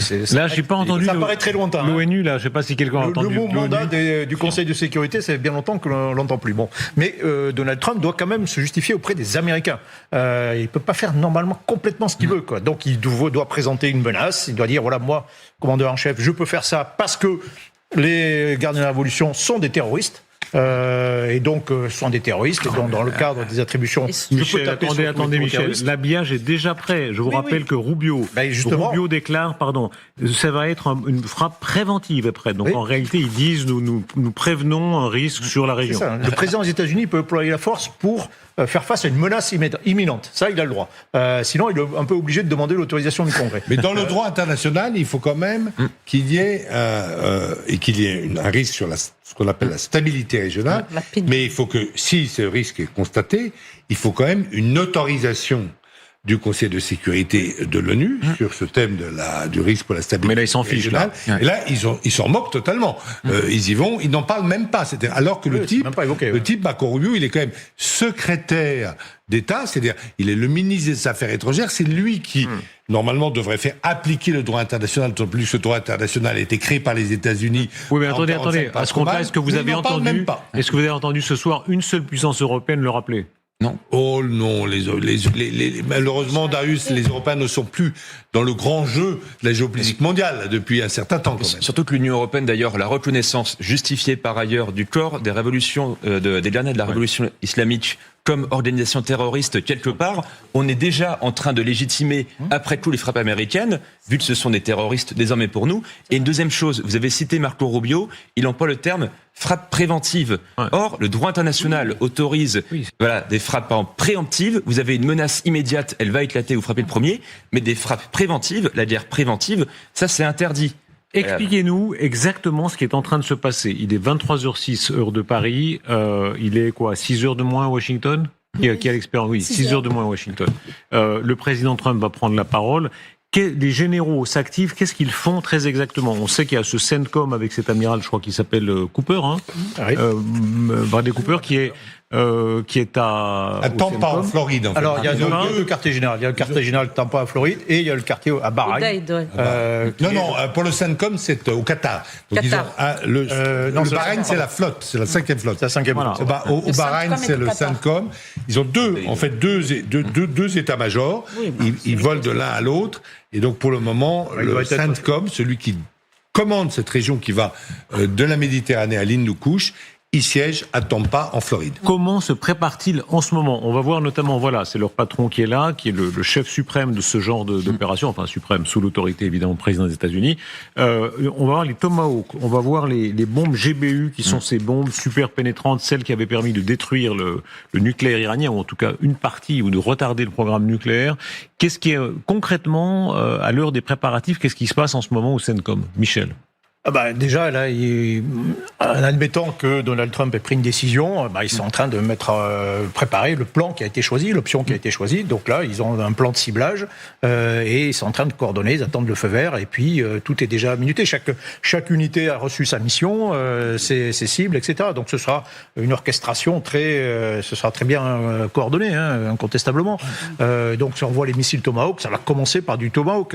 Ça, c'est la munition de base, si j'ose dire. Oui, mais l'intérêt, c'est qu'il n'y a pas d'humain dedans. Donc vous pouvez le lancer et ça va pas. Il n'y a pas de pardon. Il n'y a pas d'humain à l'intérieur. Oui. Donc vous n'allez pas perdre des pilotes comme ça. Donc ça commence toujours comme ça. Il y a sur place, les Américains ont plusieurs centaines de missiles Tomahawk en stock. Alors si en plus il y a des sous-marins de classe Ohio qui emportent 150 de mémoire, donc vous avez une grosse force de frappe. Ils commencent toujours par ça. Donc ça va taper les défenses anti-aériennes. Ça risque rien. Puis des avions furtifs, les F-35, tout ce qui risque rien en réalité. On commence par ça. Et puis après derrière vont arriver le gros, donc les F-15, les bombardiers. Peut-être peuvent utiliser des B-52 aussi. Mais voilà, donc ça commence. Voilà, on voit un B-2. Donc ça, c'est les trucs qui sont utilisés en premier. Parce que c'est furtif. Et donc ça écrase la défense. Puis après, derrière, on envoie le lourd, quoi. Parce qu'ils ont les défenses aériennes de l'Iran, ce n'est pas rien. Ils ont des Amran, des Talash, ça c'est quand même de la longue portée. Ils ont une défense qui est multicouche. Ils ont absolument tous les types de défense anti-aérienne possibles. Et elles n'ont pas été totalement éliminées par les raids américains et surtout israéliens de l'an dernier. La deuxième chose, c'est que les Américains, ils ont des missiles armes, par exemple, c'est du SEAD, c'est de la suppression des défenses aériennes adverses, ce sera capital pour eux. Et vous avez évoqué tout à l'heure, je crois, en plateau, les Growlers, ça c'est de la guerre électronique. On va là essayer de rendre inopérant tout ce qui reste de radar à l'Iran, parce qu'encore une fois, je rappelle que l'Iran a une branche de ses forces qui est totalement dédiée à la défense aérienne, une des meilleures au monde. Un mot sur l'image qu'on voit là, et dans quelques instants on va se rendre en Israël avec Stéphane Goldin, puisque beaucoup d'informations viennent d'Israël ce soir, mais cette bombe-là, qui est cette bombe super pénétrante, elle a eu un usage très important, et connaissant, disons la vision de la guerre du président Trump, il est fort probable qu'il veuille faire entrer en jeu cette opération-là. Oui, c'est les bombes dites bunker buster. Donc, l'armée française n'en a pas. C'est celles qui ont permis de frapper, par exemple, l'an dernier, dans des mètres et des mètres de granit, et de béton, renforcer le programme nucléaire iranien. Combien de mètres, vous dites ? Alors, je crois que c'était 80 mètres total d'épaisseur. Ouais. Tout n'a pas été forcément traversé, parce que vous pouvez pas taper 80 mètres d'épaisseur de béton ou de granit. Et ces bombes bunker buster, ce serait potentiellement pour frapper, évidemment, des bunkers, ça ne s'invente pas, Et s'il y a l'idée de frapper à nouveau le programme nucléaire iranien, ce serait ce genre de bombes, qui encore une fois sont extrêmement chères et rares. Cette image est inouïe. J'ai cru comprendre qu'il n'y a pas d'explosif, c'est ça? C'est simplement, enfin il y a un explosif, mais en tout cas c'est le poids même. De mémoire, la bombe doit faire 13 tonnes. Et donc la vitesse et l'inertie, elle a une énergie cinétique qui est absolument phénoménale lorsqu'elle arrive au sol. Donc elle pénètre directement, elle finit par exploser. Mais elle pénètre, elle explose, elle pénètre d'abord à l'intérieur, elle explose après. Donc l'explosif ne survient qu'à la fin. Oui, voilà, oui. Et donc ça provoque une secousse considérable. Lorsqu'elle n'avance plus. Lorsqu'elle avance plus. Voilà, elle a des pales qui se rangent. Elle a été comparée à une torpille. Ah ouais, exactement. Une sorte de torpille aérienne. Mais bon, 80 mètres, aujourd'hui, elle n'a pas pu faire mieux que 80 mètres. Stéphane Godlin, vous êtes avec nous. Beaucoup de choses se passent en Israël, vu le cordon ombilical entre la Maison-Blanche et Israël. Vous êtes vous-même ancien commandant d'unité d'élite de Tsahal. Quelle est, d'après vous, qu'est-ce qui se passe actuellement? Il y a beaucoup de médias israéliens qui parlent d'un point de non-retour en disant que maintenant, les bombardements sont inéluctables. D'abord, je pense que les négociations ont été jusqu'au bout des choses, si j'ai bien compris. Et donc, c'est vrai qu'on est dans une phase qui est de non-retour, une phase inéluctable. Il y a eu des rencontres, je dirais, entre les différents services de renseignement. Il y a une coopération très forte entre Israël et les États-Unis sur cette peut-être attaque qui pourrait avoir lieu dans les heures ou dans les jours qui viennent. Toujours est-il qu'aujourd'hui, ici, en Israël, tout le monde se prépare.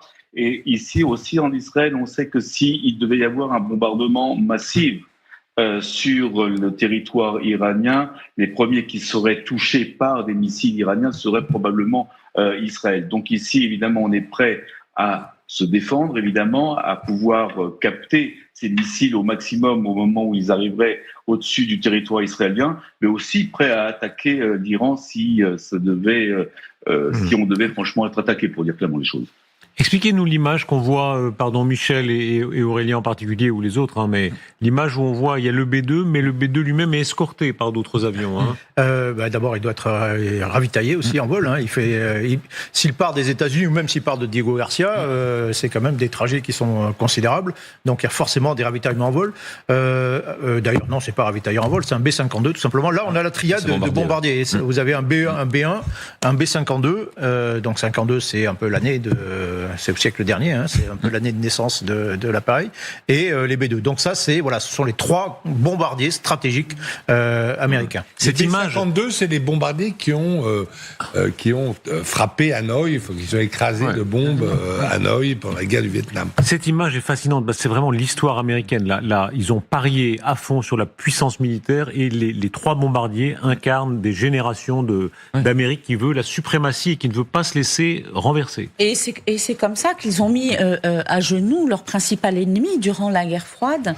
La course à l'armement a été une des causes de l'affaiblissement de l'URSS, l'ex-Union soviétique, jusqu'à son effondrement total.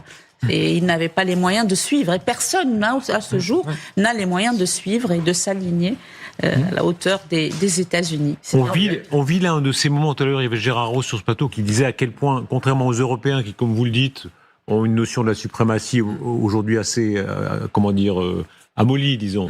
Ils sont plus dans le grand jeu géopolitique actuel. Même si on n'est pas aussi critique que vous, les Américains considèrent malheureusement. Ils doivent défendre leur suprématie coûte que coûte, et ils la tiendront coûte que coûte. Quitte à provoquer des guerres, alors celle-là est justifiée aux yeux de beaucoup de gens, parce que c'est un régime de fer, mais même au-delà de ça, jamais ils ne la lâcheront. Absolument. Il y a un fil rouge dans tous les documents stratégiques de présidence en présidence aux États-Unis, la notion de détruire les ennemis des États-Unis. Nous, il s'agit de défendre la France. Eux, c'est d'aller les détruire littéralement parfois à la racine. Les moyens de projection qu'ils ont, des bombardiers stratégiques, il n'y a que 3 pays au monde qui en ont, les Américains, les Russes et les Chinois. Les Américains sont les seuls à en avoir autant. Des bombardiers furtifs, ce sont les seuls à en avoir. Le B2 qu'on voit, c'est 3 milliards, je crois, pièces. Ils en ont seulement 20. Et ce sont les seuls à pouvoir frapper aussi massivement et aussi loin. Ce que veulent les États-Unis, c'est d'avoir une puissance de feu supérieure depuis le ciel à n'importe quelle armée au sol. Et nous, par exemple, la France, je rappelle que on n'a jamais eu pour priorité ce genre de choses, parce que ce n'est pas dans l'idée qu'on va détruire nos ennemis dans le lointain, si c'est pas une menace. La nuance que vous amenez est capitale. Vous rappeliez la romantique, je crois que c'est Caton qui, au Sénat romain, montrait une figue en disant Carthage est tout près, il faut détruire Carthage. L'idée des Américains, c'est qu'il faut vraiment détruire l'ennemi, et l'Iran les menace depuis 70 ans. La culture stratégique américaine, il y a cette idée que, au départ, je rappelle, aux États-Unis, il n'y a pas d'armée. Il n'y a pas d'armée. Il y a une marine, mais il n'y a pas d'armée. Et donc, on réunit une armée pour aller combattre, faire la guerre, donc sur décision du Congrès. Mais ça veut dire qu'on réunit l'armée, il faut une bonne raison. Il faut réunir toute la nation, donc il faut une bonne raison, il faut justification. Et surtout, ça ne doit pas durer longtemps. Donc, on y va, on règle le problème, on écrase l'ennemi, et on revient et on démobilise. Pendant longtemps, ça a été ça. L'article 11 du credo du soldat de l'US Army, c'est un credo, hein, c'est pas un code. C'est je m'entraîne à détruire les ennemis des États-Unis. Et donc, il y a toujours cette idée, l'ennemi doit être détruit. Il y avait un général en Bosnie, un général américain qui arrive au moment de l'intervention, en 1995, qui pose des questions on essaie de lui expliquer la situation, et il interrompt, on dit, voilà, nous, Américains, nous ne résolvons pas les problèmes, nous les écrasons. Mais en même temps, Trump ne veut pas de véritable guerre. C'est-à-dire, effectivement, il va y avoir peut-être une campagne de frappe assez rapide, mais il est aussi sur la logique d'une guerre, pas d'enlisement, et une guerre zéro mort. Hein, et ça, c'est fondamental pour lui. Et surtout, il faut un résultat politique, parce que Michel l'a bien dit, il faut présenter quelque chose au public américain. Il est pas très haut dans les sondages aujourd'hui, Donald Trump, et il a des élections intermédiaires au début novembre prochain. Et donc, il faut montrer un résultat, quel qu'il soit. Alors, évidemment, le résultat fantastique, ça serait un changement de régime inespéré à Téhéran, avec Donald Trump qui prendrait un bain de foule triomphal dans le nord de Téhéran. Mais ça, c'est vraiment un rêve. Alors, il pourrait y avoir effectivement le départ négocié du guide à Moscou. Il pourrait y avoir les Iraniens qui cèdent sur certains points de leur programme balistique ou nucléaire. Mais il lui faut quand même, à un moment, il va devoir présenter un résultat au peuple, un résultat politique au peuple américain. Il y a du nouveau sur la possibilité des Iraniens, en tout cas affichés ou prétendus à riposter. C'est de nouveau, ça passe par Israël. Stéphane Goldin, dites un mot de ça. C'est la chaîne israélienne Channel 13 qui rapporte que le nombre de missiles balistiques iraniens, selon le rapport officieux qu'ils ont pu obtenir, est revenu au niveau initial. Donc là, l'Iran aurait reconstitué son stock de missiles, ce qui en dit long sur sa dangerosité. Et donc c'est pour cela qu'à un moment donné il va falloir mettre fin à ce régime. Alors je ne suis pas du tout comme Monsieur Girard. Je pense que à un moment donné le rêve peut devenir réalité. On pourrait très bien voir Monsieur Trump arriver dans les rues de Téhéran dans les jours qui viennent, parce que c'est vrai que je pense que cette campagne, elle va être une sorte de campagne concrètement qui va s'appeler une campagne blitzkrieg, entre guillemets, pour employer ce terme, et donc qui va être très rapide, mais qui va être très très forte, pour dire clairement les choses. Et pardon, interrompre, regardez Stéphane Goldin, j'ai un ami qui m'envoie à l'instant qui rappelle que Trump lui-même avait prédit, oui, j'irai visiter l'Iran libre, il dit aussi la Havane libre et Caracas libre, mais en tout cas, il se voit déjà, contrairement à Renaud Girard, il se voit déjà dans Téhéran. Mon commandant, j'espère que vous avez raison, voilà. Et je dirais, si ça se fait, que vous êtes un grand génie stratégique et que vous devriez reprendre au service du gouvernement israélien. Mais malheureusement, l'expérience que je connais des conflits que j'ai couverts, par exemple l'Afghanistan, par exemple la Libye, par exemple l'Irak, c'est enfin en trois des interventions dites humanitaires occidentales en terre d'islam, ce sont toutes les trois soldées par des catastrophes régionales, et donc j'ai mes doutes, et je suis pas sûr qu'on ait aujourd'hui du côté américain la préparation politique suffisante. Il y a certainement la préparation militaire. Je ne suis pas sûr qu'au niveau du renseignement, mon commandant, du renseignement, et vous savez de quoi je parle, du renseignement et de l'objectif politique, je ne suis pas sûr que la préparation soit totalement au point. On va pas faire un débat sur les préparatifs américains, mais un mot vraiment, Stéphane Goldin. Je voudrais simplement dire un mot, si vous me permettez. Si j'écoutais Monsieur Girard, on ferait rien. On laisserait faire les choses. On laisserait faire concrètement le régime de Mollah frapper, martyriser son peuple et on regarderait simplement le train passer. On peut plus se permettre. Cette diplomatie, elle a complètement changé. C'était la diplomatie de l'ancien siècle. Aujourd'hui, il faut passer à autre chose, à quelque chose de beaucoup plus intervenant. Je suis désolé de le dire. C'est vrai qu'il y a eu des échecs dans certains pays arabes. Les choses sont claires. Mais aujourd'hui, il faut passer à autre chose. Et concrètement, il va falloir maintenant, à un moment donné, arrêter avec cette frilosité, et cette frilosité, elle vient essentiellement du continent européen. Il va falloir passer maintenant à une autre vision. Stéphane Goldin, on sent que vous avez envie, Stéphane Goldin, à tort ou à raison, chacun en vous entendant vous donnera tort ou raison, mais vous avez envie d'y aller là, vous avez envie que ce régime tombe. Tout écrasé. Écoutez, quand on sait que nous sommes menacés depuis 1979, l'État d'Israël est menacé depuis l'arrivée du régime des Mollahs, et il est menacé tous les jours de plus en plus. Et donc, il y a ces missiles, et ils ont reconstitué leur production de missiles, grâce aussi à la Chine, il faut pas l'oublier. Et donc, à un moment donné, il va falloir stopper, il va falloir arrêter. Alors, à un moment donné, on peut très bien se faire plaisir, se dire, laissons-les les faire, mais à un moment donné, je vais vous dire quelque chose. Moi, je vis en Israël. La question du terrorisme, et du terrorisme international, malheureusement, on le connaît très bien ici. Nous aussi. Hein. Mais par contre, en Europe, quand vous aurez le régime d'Imola qui va se consolider parce que personne n'aura bougé, alors là, je peux vous dire que vous aurez aussi une vague de terrorisme. Et là, vous pourrez plus dire... Comment vous nous expliquez... Non, vous critiquez la France, mon commandant, mais comment vous expliquez, vous qui êtes tant avertis, vous les Israéliens, par les menaces terroristes, comment vous expliquez que vous avez permis, vous les militaires israéliens, à 1200 personnes, les kibboutz du sud de votre pays, d'être massacrés dans le plus grand pogrom depuis 1945 ? Est-ce que vous pouvez nous expliquer gentiment l'échec de votre armée, mon commandant ? On va pas revenir sur c'est un débat vraiment intéressant, mais... Je vais vous répondre, M. Gérard. Très court et on avance. Oui, il y a eu énormément d'erreurs là-dessus, et c'est pour ça qu'il va falloir une commission d'enquête pour voir où il y a eu des fautes. Et c'est vrai que ces fautes, il ne faudra pas les réitérer. Allez, on avance, s'il vous plaît. J'aimerais vraiment vous entendre sur ce qui maintenant est la capacité de contre-frappe iranienne. Vice-président iranien, il se dit prêt à la guerre. Nous devons être préparés à la guerre. La République islamique d'Iran ne déclenche jamais une guerre, mais elle lui est imposée. Elle se défendra avec force. Le ministre des Affaires étrangères iranien, nous sommes le doigt sur la gâchette. Nous sommes prêts. Et il y a une démonstration de force ce soir en termes de propagande. Il y a beaucoup d'images où il montre les prétendus cercueils qu'on retrouvera sur le Lincoln, le porte-avions américain. Il ressort des archives, des exercices précédents. Est-ce qu'ils ont les moyens, regardez cette image qui est faite évidemment pour impressionner les opinions et prétendre qu'ils pourraient frapper les Lincoln, est-ce qu'ils ont ce soir les moyens d'infliger très vite une contre-frappe aux Américains ? Non, ils n'ont pas les moyens. Ils ont été tout à fait, leurs moyens ont été tout à fait diminués pendant la guerre des 12 jours en juin dernier. Et ensuite, ils ne sont pas prêts aujourd'hui à une guerre asymétrique. Une guerre comme les Ukrainiens mènent. Alors tous les avis. Ils sont pas prêts. Tous les avis. La guerre asymétrique, ça passait par les proxys. Ils sont pas prêts. Ils sont prêts à aller jusqu'au bout parce que c'est leur dernière bataille. Ils ont des moyens largement affaiblis par les frappes de juin, mais ils restent dangereux, surtout si l'Amérique veut faire la guerre sans perdre un seul homme, ce qui est un peu...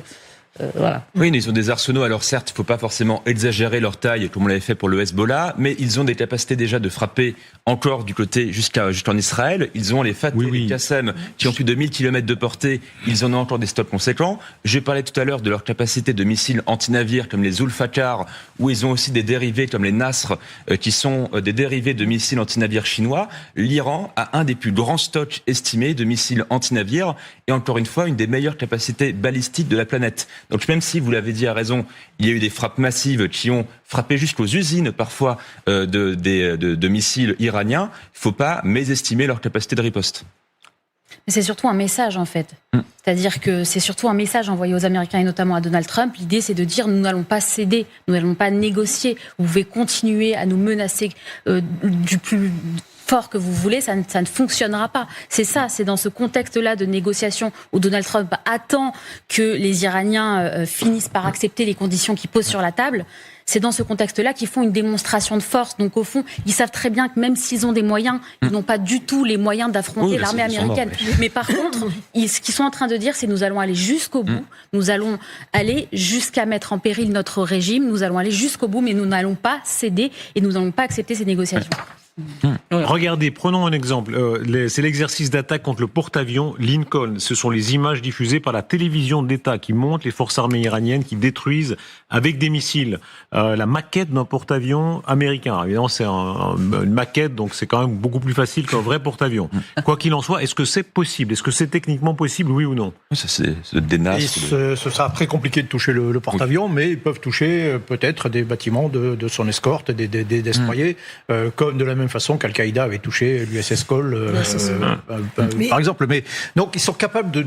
C'est ça, ils ne pourront pas empêcher la campagne de frappe américaine. Ils en prendront plein la gueule, incontestablement. Mais ils ont peut-être la capacité de donner des coups. Or, il suffit de donner quelques coups pour quand même faire mal aux Américains. On est dans une situation asymétrique. Les Américains ne sont pas si forts que ça, en réalité. Ils sont forts matériellement. Mais si vous commencez à infliger des pertes, si vous commencez à avoir un destroyer qui a pris un coup sur le flanc, si vous commencez à avoir plusieurs dizaines de morts qui s'accumulent, alors que par ailleurs les Iraniens ne cèdent sur rien, et le problème, le spectre du bourbier va vite. Et le problème, mon colonel, c'est que si, très bien, ils détruisent tout ce qu'on a dit, toutes les cibles des gardiens de la Révolution, très bien, tout ça est en cendres, mais le régime continue, c'est ça, subsiste, survit. Attendez, les choses sont en train de bouger. Si le régime survit, ça c'est un vrai problème après toute cette campagne, eh bien s'il survit, il sera plus fort après qu'il ne l'était avant, et donc toute l'opération politique aurait été contre-productive. Alors, avançons un peu, puisque vous dites ça, mais là, le plan qui a été, ce sont les révélations, Michel, du Wall Street Journal, sur le fait que le plan précisément vise à frapper le régime. Arrêtons-nous maintenant à ça, sur que peuvent-ils faire exactement quand on voit les avions, les missiles, les Tomahawk, tout ce dispositif, comment peuvent-ils l'utiliser pour frapper le régime? C'est ce que dit Wall Street Journal, ce soir. C'est pas une supposition. Pour frapper le régime et les installations du corps des gardiens de la Révolution islamique dans une campagne de bombardement à grande échelle. C'est ce qui est, semble-t-il, sur le bureau de Donald Trump ce soir. Non, mais ça, c'est pas une fin en soi. Ça, ce sont les moyens. Enfin, c'est la fin en soi qu'il se donne. Allez, comment est-ce qu'il peut faire techniquement? C'est pas une fin en soi de frapper. Bien croire. Mais comment est-ce qu'il peut y arriver? Par quel moyen? Ils ont Tomahawk pour frapper. Tomahawk depuis déjà, évidemment, leur destroyer, aussi leurs sous-marins s'ils en ont déployé. Deuxièmement, les bombardiers F-15, par exemple, qui, eux, peuvent faire des frappes plus précises, mais là, il faudrait les envoyer pénétrer l'espace aérien de l'Iran. Donc, ça commencerait forcément par des frappes massives de Tomahawk. Et ça peut suffire déjà à frapper des cibles symboliques, notamment le corps des gardiens de la Révolution islamique. Non, mais j'y reviens. Le frapper, c'est pas un objectif. L'objectif, c'est obtenir au moins quelque chose de ce régime.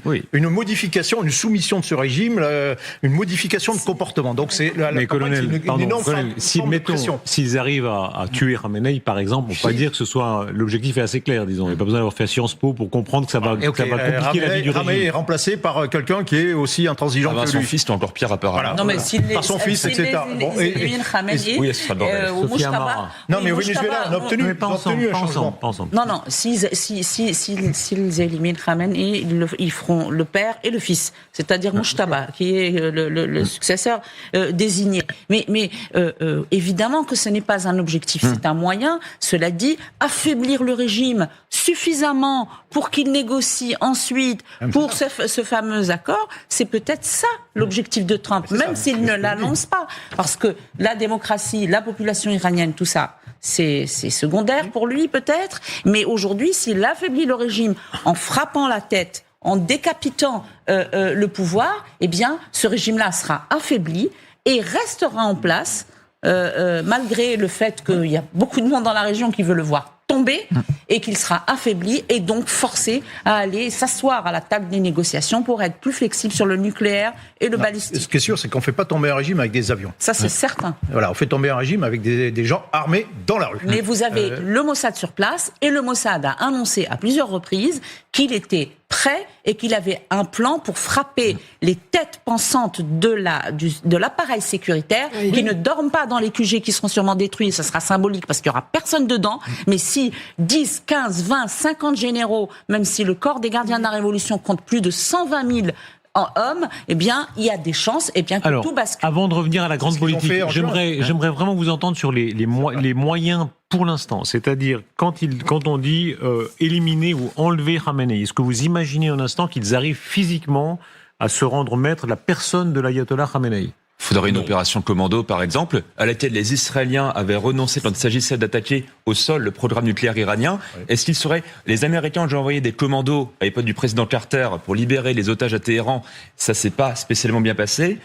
Si c'était un échec, tenter de prendre la personne du guide suprême Khamenei et que c'était un échec avec des pertes humaines... Oui. Là, ce serait un énorme retour de bâton pour Trump. On n'est pas dans le cas du Venezuela, où au Venezuela, d'abord, c'est des combattants beaucoup moins entraînés et féroces que les Iraniens et les Vénézuéliens, premièrement. Deuxièmement, il y avait évidemment des complicités au sein du gouvernement de Venezuela. Et pardon, je vous interromps. Voilà. Qu'on comprenne bien ce qui est en train de se passer. Le président Trump prend la parole et il va parler de beaucoup de sujets. On va voir s'il parle directement de l'Iran. Alors, évidemment, dès qu'il sort de la politique intérieure, on prendra la traduction. Il parle aussi de la toxicomanie et de beaucoup d'autres sujets. C'est la manière Trump. Il mélange tous les sujets intérieurs et extérieurs, mais tout à coup, et à la seconde où il passe au sujet qui nous occupe, on le prendra. Pardon, je vous ai coupé. Alors, j'ai complètement oublié. On parlait de l'option commando, l'option commando pour enlever Khamenei. Oui, donc et effectivement, au Venezuela, ils ont réussi quelque chose de très brillant, mais ils avaient des complicités locales, ils avaient préparé leur coup. Là, c'est beaucoup plus difficile.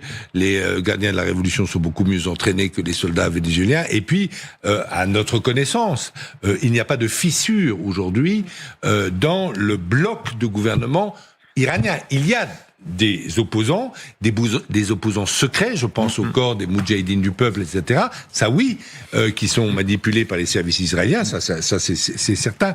Mais on n'a pas observé la moindre fissure, le moindre ambassadeur iranien à l'étranger qui est passons par un professionnel de ce genre de choses. Voilà. Stéphane Goldin, vous dirigiez une unité d'élite de Tsahal. Ça veut dire, j'imagine, que vous avez enlevé et vous avez tué un certain nombre de gens, Stéphane Goldin. J'ai pas entendu la réponse parce que le son ne passait pas. Ce n'est pas une question. Il est probable que oui, probable que non. Il est probable que oui et probable que non, dites-vous. C'est normal. Réponse de Normand. C'est normal qu'un homme des services secrets ne passe pas. Est-ce que vous imaginez un instant qu'un commando américain, peut-être renseigné par le Mossad, puisse arriver jusqu'à la cache de Khamenei et l'enlever physiquement? Est-ce que ça, c'est imaginable? Ça me semble très très compliqué, pour dire clairement les choses. Et je pense pas que ça soit concrètement possible, puisque Khamenei, on sait qu'il est actuellement pratiquement à 100 mètres sous terre, dans un réseau de tunnels. Par contre, il pourrait très bien y avoir une opération type Ismaël Haniyeh, c'est-à-dire une élimination directe du patron de la République islamique. Mais comme je l'ai dit chez vous et ailleurs, ce n'est pas en éliminant Khamenei qu'on arrivera à libérer le pays. Ce n'est qu'un,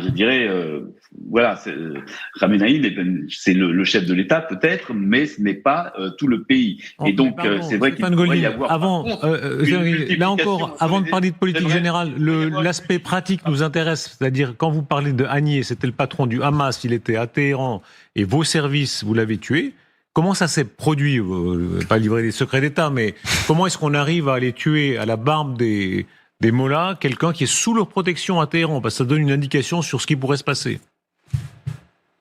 Et de renseignements qui sont un renseignement technologique, mais aussi un renseignement local. Vous avez beaucoup plus de facilité pour évidemment trouver la personne. Alors il suffit que la personne laisse au même moment, par exemple, son téléphone et que son téléphone puisse sonner à un certain endroit et qu'on puisse exactement capter sa localisation.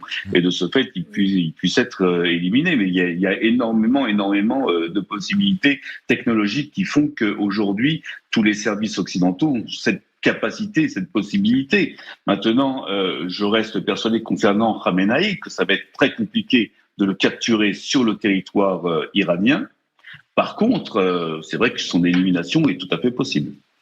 Moi, j'avais entendu, je crois que c'est Raphaël Yahoussalmi, qui nous avait expliqué que l'opération des Beepers, ça serait rien par rapport à ce qu'ils étaient en mesure de faire en Iran. Et- Donc c'est effectivement, je pense que ce qui est très important, c'est cette coordination avec Israël. Et en admettant qu'il y ait des frappes américaines au début, justement, la question que je posais, c'est est-ce que les Israéliens sur place, qui sont nombreux, peuvent Et surtout intervenir. grâce à leurs aides du Mujahideen Peuple, ce qui est certain, ce qu'on sait, c'est que les Israéliens ont été capables d'éliminer un à un tous les grands savants atomiques iraniens qui travaillaient sur le programme militaire clandestin de l'Iran. Donc ils ont des capacités. On oublie tous les gens qu'ils ont éliminés pendant la guerre de juin aussi.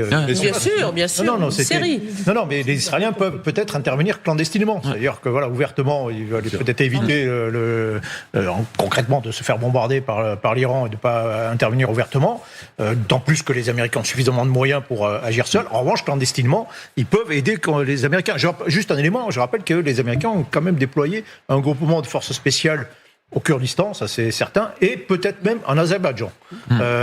Donc il y a des options forces spéciales. Quand même. Oui, et je souligne ça, il y a beaucoup de médias, je vous donne Sophia, notamment des médias israéliens qui disent que notamment dans le nord de l'Iran, il y a à la frontière des commandos qui se sont déplacés, qui sont en train de s'approcher ou qui sont déjà sur le terrain de la République islamique. Oui, en réponse à votre question concernant la possibilité ou pas de liquider Khamenei de la même manière, je pense que c'est impossible.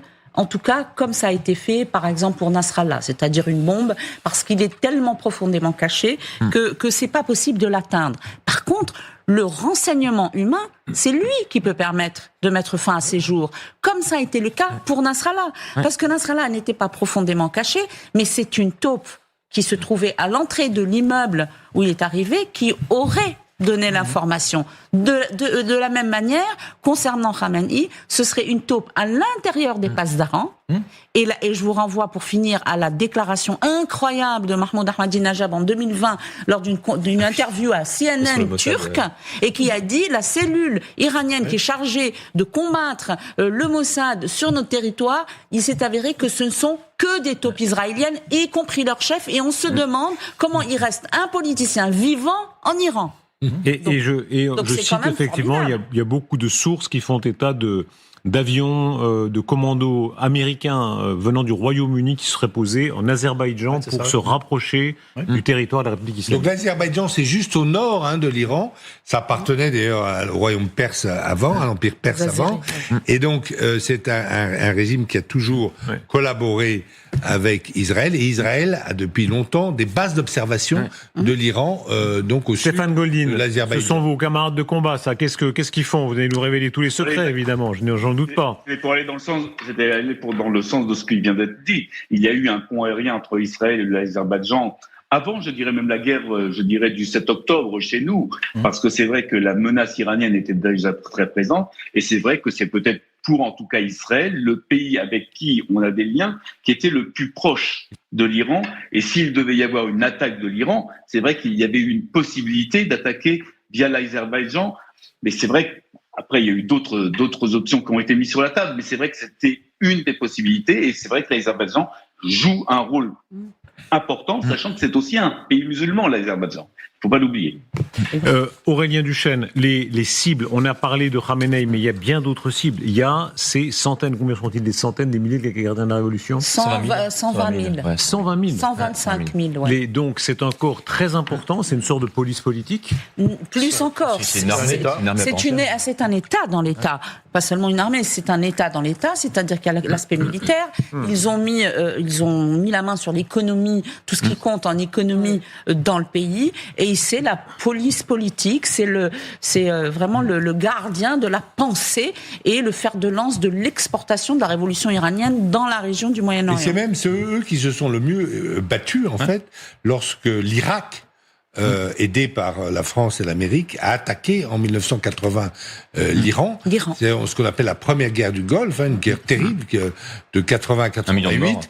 Et les gardiens de la Révolution, ce sont ceux qui ont empêché en fait la victoire de l'Irak contre l'Iran. Les États-Unis ont-ils les moyens de les décimer? Ils ont les moyens. Alors déjà, s'ils veulent frapper des sites où sont notamment hébergées ces forces, on peut estimer qu'elles seront vides. Évidemment qu'aujourd'hui, ils vont pas être dans leur caserne habituelle. Deuxièmement, il est peu probable que les têtes pensantes des passes d'Aran soient hébergées dans les bâtiments les plus symboliques, ceux dont la destruction ferait le plus de sens. Cela dit, quand on voit par exemple que les Israéliens ont été capables d'en éliminer à leur domicile, voire d'envoyer des menaces de mort au domicile de personnalités du corps des gardiens de la Révolution, on peut imaginer qu'ils ont un niveau de renseignement tellement raffiné qu'ils peuvent frapper absolument partout. Et ils ont les listes. Eux ont les listes. On peut imaginer, au regard du précédent de l'an dernier, à quel point ils ont été tués dans leur domicile, dans la rue ou autre. On peut imaginer que les Américains peuvent aller frapper à des endroits où ils seraient réfugiés, à des endroits qui seraient beaucoup moins évidents que des casernes, par exemple. Sachant néanmoins que les Américains, les Israéliens ont reconnu qu'ils n'avaient pas trouvé Khamenei, qu'ils l'avaient cherché, et au cas où il était question de le liquider, mais qu'ils n'avaient pas réussi à le localiser. Mais les Américains ne pourront pas détruire le corps des gardiens de la Révolution par la voie des airs, ça c'est certain. Hein. Mais il y en a trop. De même qu'ils n'ont pas détruit ni le Viet Cong, ni l'armée. On ne détruit rien par les voies des airs.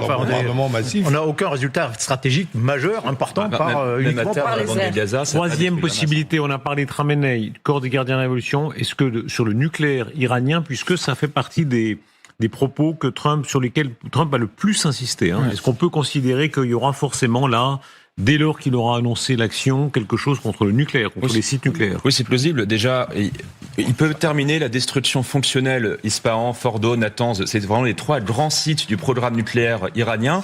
Il y a eu une partie de destruction fonctionnelle. On va cibler, par exemple, les conduits d'aération, etc. Vous pouvez pas non plus faire, comme on a fait à Tora Bora en Afghanistan, et faire, bombarder massivement et pour tout détruire. Et il y a la deuxième chose, c'est que apparemment, ils ont quand même bien dispersé leurs 400 kilos d'uranium enrichi. C'est pas le genre de choses qu'ils vont frapper, mais frapper Ispahan, Fordo et Natanz, ça paraît très probable. Mais en plus, ça donne l'avantage d'avoir un résultat, quoi. Oui, aussi. C'est-à-dire que même s'il ne se passe rien par ailleurs, on peut dire, ok, ça y est, cette fois, on l'a détruit sans craindre la contradiction, parce que Trump avait déjà annoncé qu'il avait détruit le programme, mais de dire, vraiment, c'est sûr, j'ai obtenu quelque chose. Et mais ça ne suffira pas au président Trump comme résultat politique. Le peuple américain ne dira pas, c'est pas suffisant.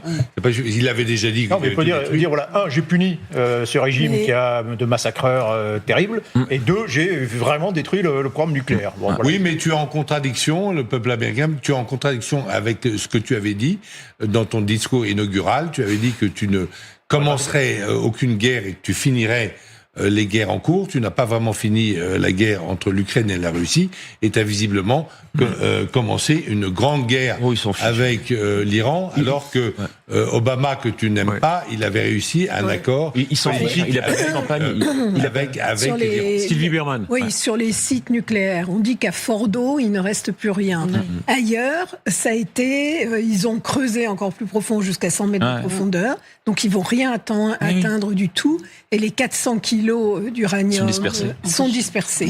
Donc je ne vois pas quelle cible nucléaire il peut frapper de manière définitive, en tout cas. Moi, je suis frappé. Peut être une partie des frappes. Je suis frappé quand même de votre scepticisme. Alors, vous êtes plutôt prévenu en général contre Trump. Trump n'est pas très aimé en Europe de l'Ouest, à part une petite frange de l'opinion. À tort ou à raison, chacun est juge. C'est les interventions américaines, c'est pas Trump. Oui, je suis frappé quand même de voir de votre scepticisme, parce qu'à part, au moins les États-Unis, et ça a été d'ailleurs le cas d'autres régimes, c'est pas Trump seul, mais là, ils sont à la manœuvre, parce qu'il n'y a pas beaucoup. Ils sont à la manœuvre, comme ils étaient en Irak, en Libye et en Afghanistan. Mais bon, on est. Pour vous, c'est une erreur. C'est une intervention, c'est une erreur. Il faut être prudent.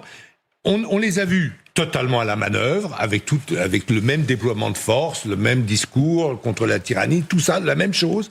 On les a vus contre l'Irak, on les a vus contre l'Afghanistan, on les a vus contre la Libye. On sait que les résultats politiques des 3 opérations dites humanitaires occidentales ont été catastrophique. Voilà. Alors, on a le droit. Aurélien Duchesne, réponse. Aurélien Duchesne. Je retirerai les 10 mai à humanitaire s'agissant de la Libye. Nous, on n'a pas menti au monde entier. On avait l'ONU avec nous. Sur le but final, on a dépassé un peu le mandat. Non, parce que le secrétaire général de l'ONU, Ban Ki-moon, le secrétaire général de l'ONU, Ban Ki-moon, a redit en 2011 et 2012 que la France et le Royaume-Uni n'avaient pas outrepasser la résolution 1973. C'est une erreur. Ban Ki-moon. Bien sûr. Non, on a beaucoup Non, on a outrepassé la résolution, c'est très clair. L'idée n'était pas d'éliminer Kadhafi, l'idée était de créer une zone d'exclusion aérienne. J'étais encore directrice des Nations Unies quand on... Mais là, restons la protection de la population civile. Et on a accepté que la population civile de Sirte, parce qu'elle était du mauvais côté, du côté Kadhafi... D'accord. Mais revenons aujourd'hui, s'il vous plaît. Pourquoi êtes-vous si sceptique ? Il y a quand même, peut-être, si les chiffres sont exacts, il y a 30 000 ou 40 000 Iraniens malheureux qui ont été assassinés dans les rues de Téhéran. Là, on a une puissance, bonne ou mauvaise, chacun est juge, mais qui dit expressis verbis, c'est ce que rapporte le Wall Street Journal, on va bombarder les gens qui ont tiré sur le peuple, et vous avez l'air de dire, oulala... Eh bien, je soupçonne que l'opération politique, je soupçonne que le changement de régime, c'est l'opération qui viserait, par exemple, à mobiliser l'armée contre les gardiens de la Révolution, ou, eh bien, je soupçonne, effectivement, de l'impréparation, je soupçonne de l'improvisation, et donc je dirais si ça se passe, que vous êtes, comme le commandant Goldin, un génie stratégique. Stéphane Goldin, réponse à ça. Écoutez, je pense encore une fois qu'il va falloir un petit peu arrêter. On peut revenir sur le passé et très longuement sur le passé. Mais aujourd'hui, nous sommes en 2026. En 2026, nous sommes menacés par un pays qui s'appelle l'Iran, et il n'y a pas qu'Israël qui est menacé. C'est toutes les démocraties occidentales. Donc, à un moment donné, arrêtons cette frilosité. Mettons-nous tous, non peut-être pas derrière Trump, mais en tout cas, organisons-nous. Je pense que Donald Trump a un plan bien précis. Ce plan, je pense qu'il est partagé concrètement avec Israël. Je pense qu'il y a une véritable concertation entre les deux pays, et je pense qu'on a tous intérêt à renverser ce régime. C'est-à-dire, la question, ce n'est pas d'affaiblir ce régime. L'affaiblir ne servira à rien. Il faut simplement le renverser pour que nous puissions vivre tous dans un monde meilleur. Et l'Europe, plus particulièrement. Parce qu'à un moment donné, on peut parler, on peut faire des phrases, on peut disserter longtemps. Mais à un moment, il y a le diseux et il y a le faiseux. Et maintenant, nous sommes dans le faiseux, nous sommes dans une nouvelle forme aussi diplomatique, une nouvelle forme de diplomatie, et à un moment donné, il va falloir aussi... Est-ce que Sophie Amara, non, mais s'il vous plaît, qu'on partage la parole. Sophie Amara. Donc, je réagis à ces propos et je réponds dans le même temps, d'une pierre deux coups, à vos questions.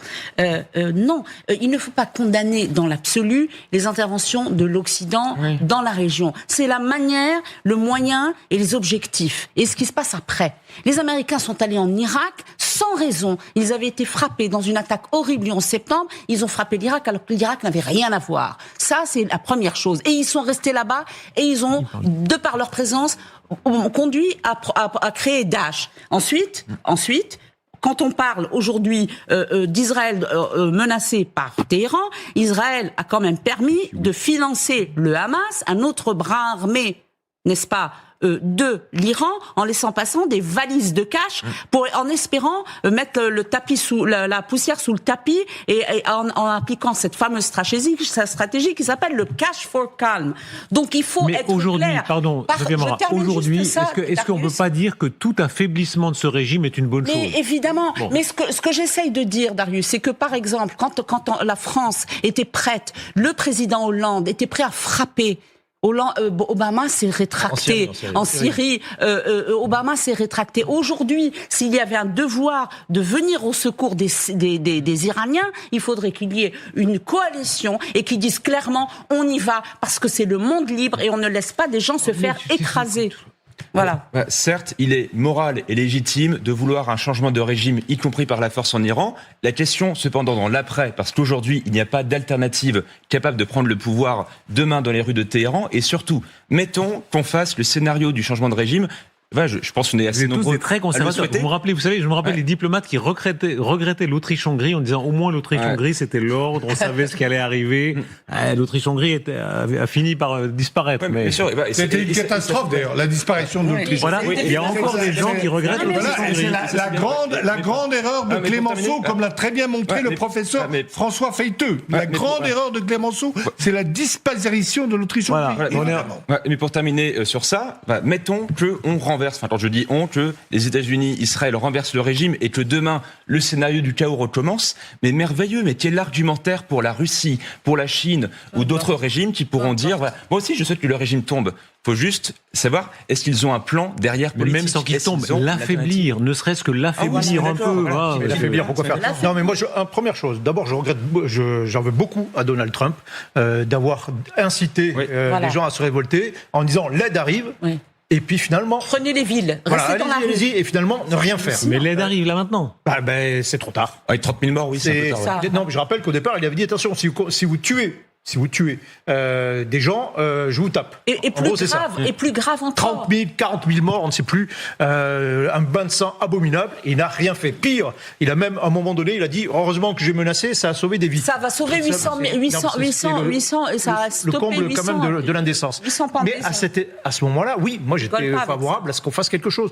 Je suis pas du tout sûr qu'une campagne aérienne, en réalité, serve à quelque chose, mais au moins on pouvait effectivement peut-être faiblir, taper le régime, et au moins punir. Bon, on pouvait faire quelque chose. Maintenant, le changement de régime, il se fait, j'y reviens, il se fait. Ce sont les Iraniens qui changeront le régime. C'est pas les. Ils ne peuvent pas le faire à main nue. Ils demandent de l'aide. Et donc, moi, ce que je prône, c'est d'armer tout simplement. D'accord, ça. Il y a une armée. Pourquoi ne se soulève-t-elle pas? Pourquoi les gens ne font-ils pas défection? Parenthèse, pardon, je vous interromps. Il y a l'avion qui est sur le bureau de Trump. Là, quel est-il là? Vous qui avez fait un malin en corrigeant nos avions. Ah ben ça, c'est le prototype du F-47. C'est le F-47. Sinon, ça ressemble à F-22 quand même. F-47. Et je rappelle donc, le président, pour celles et ceux qui nous rejoignent, le président Trump devrait prendre la parole, devrait lancer. Là, il parle de beaucoup de sujets, notamment de politique intérieure, de toxicomanie, etc. Mais le moindre mot qu'il lâchera ou lâcherait, comme le rapporte le Wall Street Journal possiblement, évidemment, nous le prendrons aussitôt en direct. Aurélien. Oui, ça c'est le F-47, et encore une fois, voilà. S'il faut répondre par oui ou par non, faut-il renverser ce régime? Je répondrai oui. Il faut juste, encore une fois, prévenir de l'après. Aujourd'hui, la personnalité la plus populaire en Iran, et on le sait par des études, c'est le fameux Reza Pahlavi. Mais aujourd'hui, les seuls qui représenteraient une alternative organisée, ce sont les Moudjahidines du peuple et des rebelles kurdes armés. Mais il n'y a pas d'alternative. Aujourd'hui, ils sont honnis. Il n'y a pas aujourd'hui. Alors ça, je vous appelle à lui, propose pas de prendre le pouvoir. Il a mis sur pied un je finis mon propos. J'ai pas dit qu'il faut. Non, mais je finis mon propos. J'ai pas dit qu'il fallait soutenir les Moudjahidines. Je disais juste qu'aujourd'hui, vous avez une personnalité en exil qui est appréciée, mais au sol en Iran, à part 2 organisations armées, est-ce qu'on a aujourd'hui une opposition capable de prendre le pouvoir? Je vais vous dire. Moi, je pense comme beaucoup de gens qui nous regardent, je n'ai pas d'avis tranché parce que c'est une question qui est difficile. Oui. Par contre, ce dont je suis certaine, c'est qu'aujourd'hui, il y a beaucoup d'Iraniens qui viennent me voir parce que je vais avec eux aux manifestations, je les accompagne depuis des semaines déjà, et ils me prennent dans les bras, ils me disent aidez-nous, demandez à vos amis israéliens, demandez à vos amis américains, faites quelque chose, je vous en supplie, on souffre trop, on a besoin d'une aide, on a nos frères, nos cousins, nos grands-pères qui sont en train de mourir dans la rue et ils ne peuvent pas se battre tout seuls. Ils ont besoin d'une aide étrangère. C'est simplement, il faut écouter ces demandes-là. C'est pas du tout ce qui a pu se passer par le passé. C'est un peuple qui aujourd'hui est en train d'être massacré dans la rue, dans les prisons, dans les hôpitaux et qui demande de l'aide. Et je pense que effectivement, Donald Trump qui leur a dit sortez dans la rue, on va vous aider et qui finalement, pour l'instant, n'a pas vraiment agi pour eux. C'est une catastrophe. On va voir ce qui va se passer dans les. Cela étant, je rappelle, c'est un régime, je crois, qui pend 1000 personnes par an. Bien sûr. Donc même s'il évite 1000 pendaisons à venir, bien sûr, c'est tout à fait tragique pour l'immense bain de sang qui a eu lieu déjà. Mais même s'il évite des malheurs suivants, c'est déjà beaucoup. Non mais attendez, vous avez vu l'ampleur du massacre? 30 000. En quelques jours. On n'a pas vu ça depuis, sans doute, en Europe en tout cas, depuis 1945.